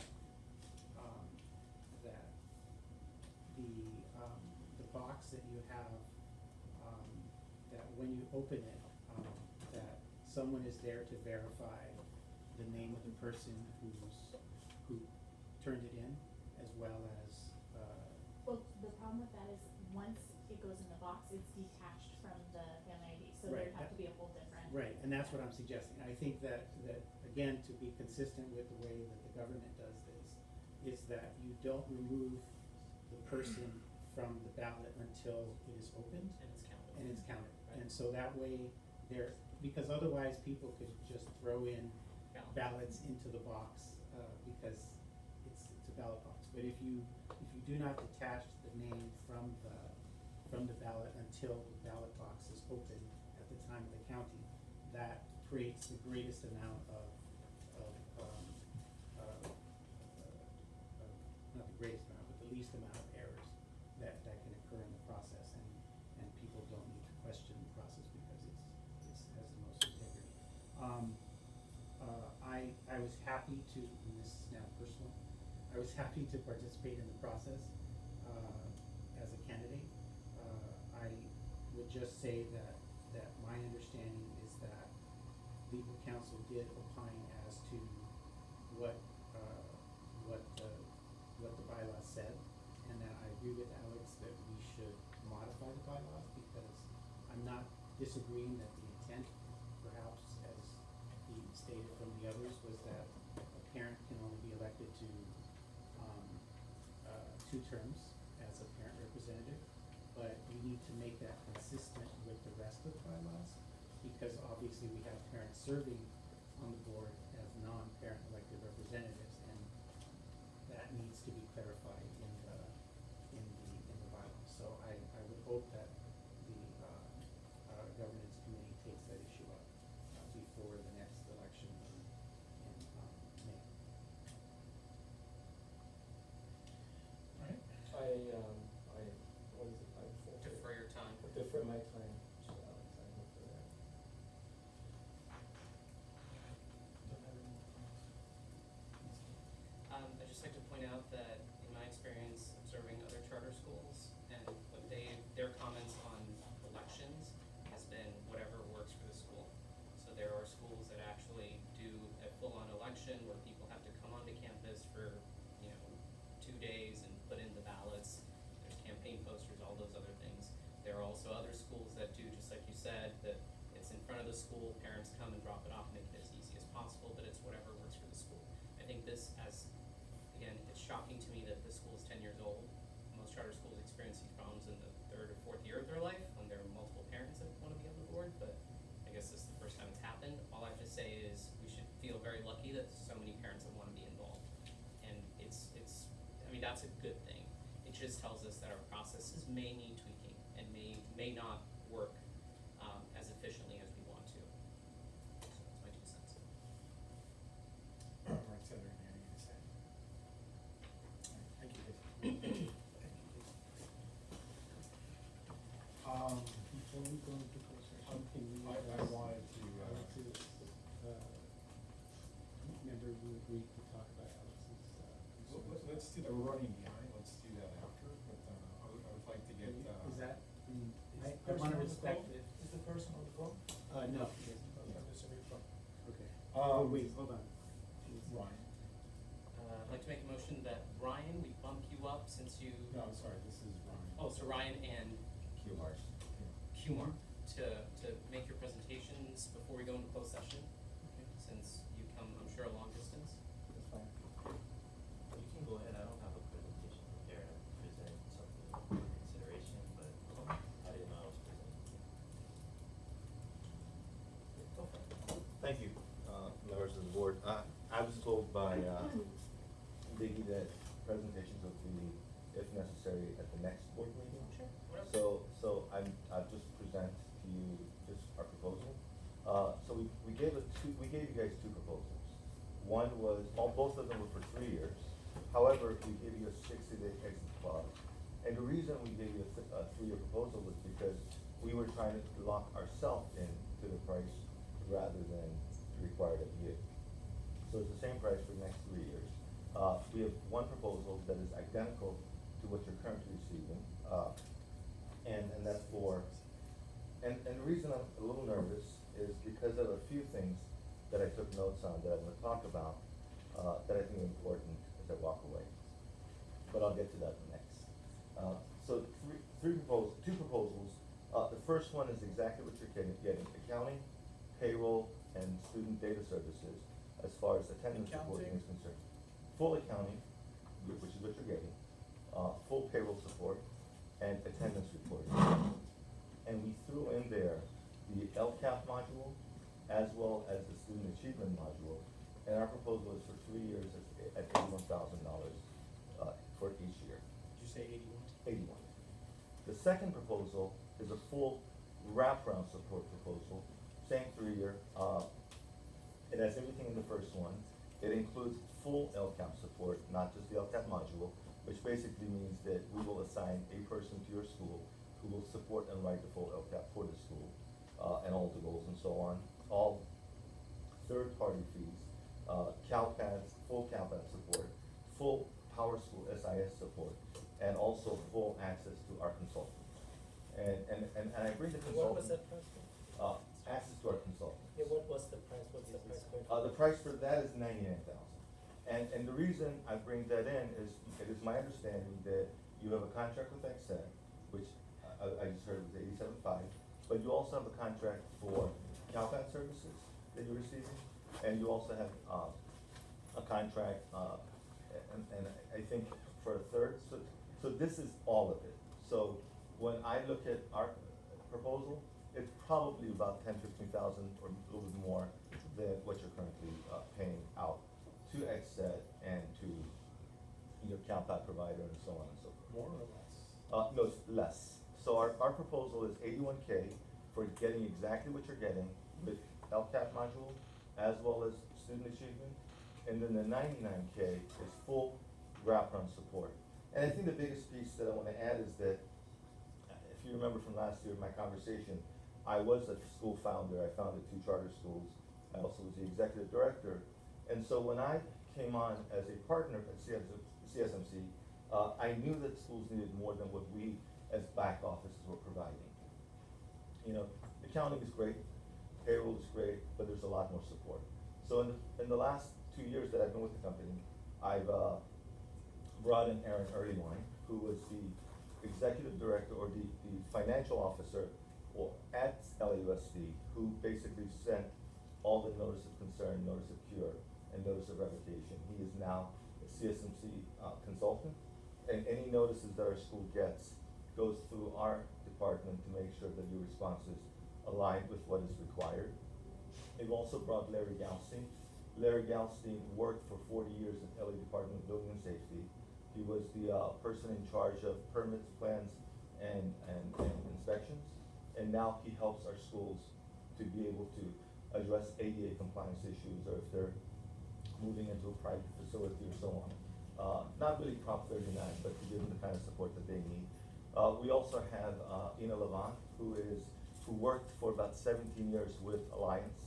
And Alliance is 25 schools, and she was fully in charge of their academics program as well as their charter renewal. So this price that I quoted helps you with the charter renewal as well. So it's a full wraparound support model. The attendance piece, you mentioned attendance? So you're currently receiving, and Brian can correct me, you're currently receiving accounting, payroll, and attendance reporting support from XSED. But you're also paying a second company for CalPADS as well as your SIS support. Our full wraparound includes all of that. The question I always have is the depth of the wraparound support. We have identified certain vendors who are very specific. For example, the LCAT report, and it's a 2-year. It's like we're on the 2nd year. You know, when you speak about the wraparound services, can you elaborate on the depths of on the service? So that's my question. So talking about LCAP, as you know, the LCAP is all about stakeholders, about how you're funding and making it unique to your own school. We have 2 support. One is the module, one is the full support, and I'll explain in a sense the difference. But the full support is we basically write your LCAP for you.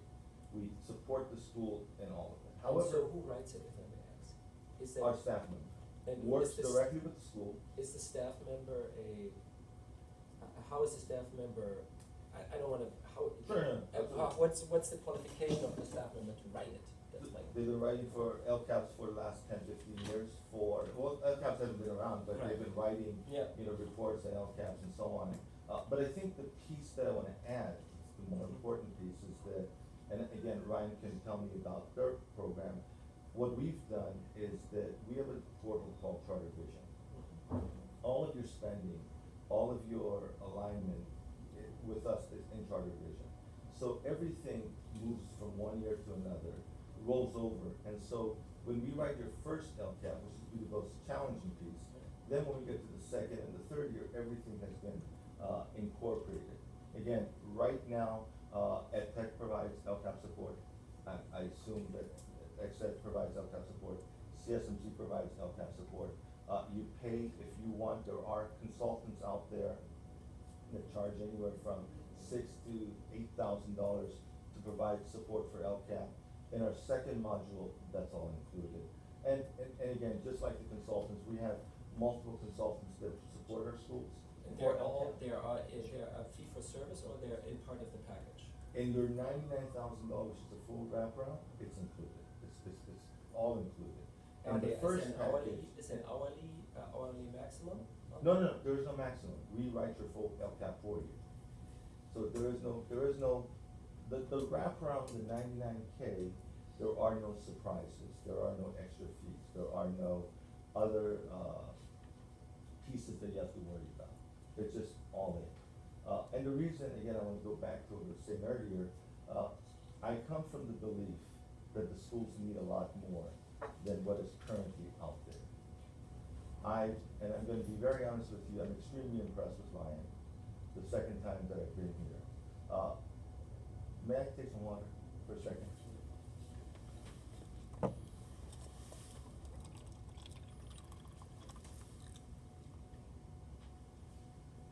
And this is the piece, I hope that this board takes what I'm about to say the right way. I am not here to offend the board in any way. I have not come across a school where the board members and the community are so passionate about their school. I applaud you for that. But I've not come across, and I sit in board meetings, I have not slept in the same bed 4 nights in a row, in the last 2 years. And I travel a lot, I visit boards, I visit schools, and this is a very passionate board and a very passionate team. But I also see I remember last year, the board voted to go with CSMC and last minute changed the vote because of the tension between the board. And I was hoping that this time when I came here, it would be a better environment. And I see the environment has changed, not for the better, but for the worse. So I'm talking to you as a past school leader, I'm talking to you as a parent who put his children in charter schools. And I want to remind you of a couple of things that I can't, you shouldn't forget. German language immersion. We don't have many out there in the charter community. And so a lot of families had no choice but to come here because you offer them something that is not readily available. But I hope that's not the only reason that you're coming. When I heard the lady, pardon me, I don't know your name. It's Allison. Allison speak earlier, parents are worried about how this board is interacting with each other. And so, as a parent, you leave your most precious child in the possession of the school. And the hope is that the leadership is supporting the people back there to do their job. I am not here right now trying to get an account, because an account comes and goes. This is really about saving the school. With AB 1505, 1506, 1507, AB 126, you guys are in trouble. All charter schools are in trouble. There is right now, 1505 just passed the assembly floor. It is moving to the Senate floor. It basically says that if you impact your district, they can not renew your charter financially. Well, Which school does not impact the district financially? Because you are taking kids from them. And it's also trying to take your appeal process away from you. We are moving to a territory unheard of. And the enemy's on the outside. The people that we've challenged, CTA, UTLA, whomever it may be, we've challenged the status quo. And the point that I wanna make is that this board leads the school. These families and the people behind you look to you for their leadership. And the passion is definitely there, but if the communication is not there, it kind of tears everything apart, for lack of a better. So again, your problem right now is not accept, moving away. It's not a few $1,000s they're gonna save here or lose there. It's about saving your school, because you have a great program, you have a unique program, you have passionate people. So I'm gonna make some recommendations. The first one is a board retreat, which is what you brought up. We call it Kumbaya, but sometimes it's necessary. A board retreat where there's no conversation about any business, but more about some practices. And CSMC, regardless of if you stay with Exit or move on, will provide this to you for free in our Glendale office, where you can bring your board members and everyone else. There will be no board discussion regarding any object, and really have that, and we've done it in the past for our clients, be more than happy to do it for you, regardless of what your vote is. I'm not sure if it's in your best interest right now to move away from Exet. And I'm being very honest with you, as much as I love your account, I don't know if this is a good time for change again. Let me just finish this one thought. So a board retreat may not be a bad idea. A second thing that I wanna tell you is that sometimes people mistake is that board members that are parents and community leaders are asked to lead a school where there's a lot of knowledge needed on the operations side. My recommendation is consider hiring a retired executive director. You know, they can even volunteer to come in and sit on this board as a liaison, as someone who can ask or answer questions for you, because it's the cheapest way to get the support to your executive director, your school leadership, your principal, as well as the board. Yes, sir. The challenge we've had is that we've had non-retired executive directors who appear to be here because they wanna get a job at the school.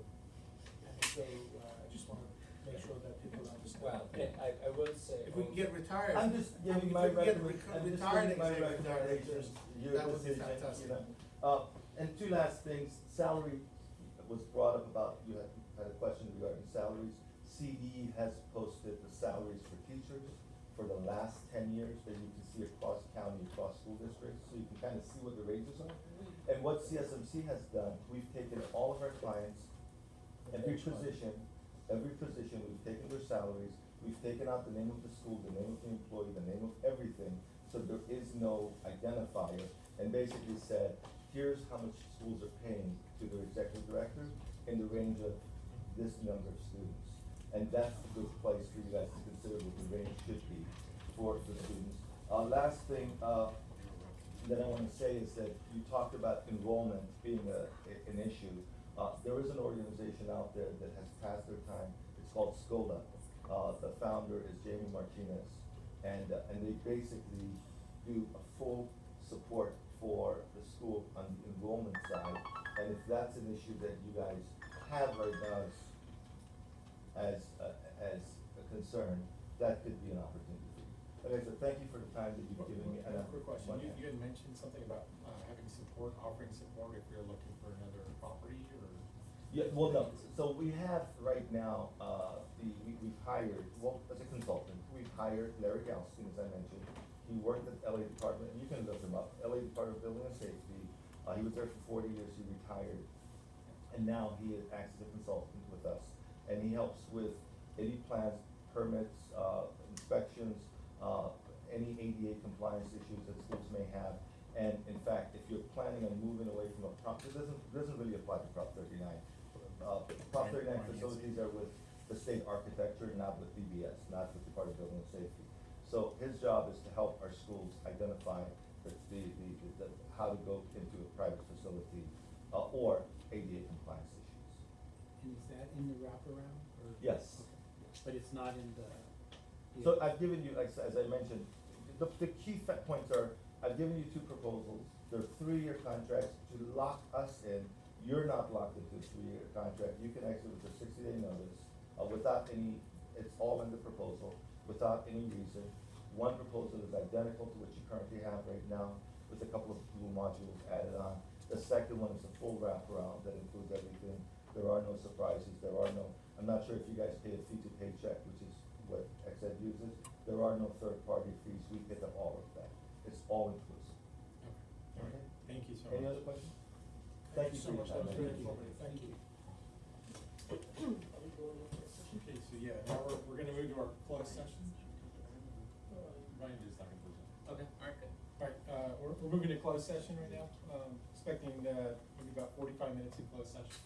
If anybody wants to hang out. There's a family of skunks right outside, so Oh, 5 of be them really careful wandering when around. you're leaving. Pausing the video? What's that? Pausing the video? Make a lot of noise. Yeah, please. Or some, I don't know. Well, we how many can go to tracks another of room. skunks You know, let's that stay were- here, let's stay 51 for you guys.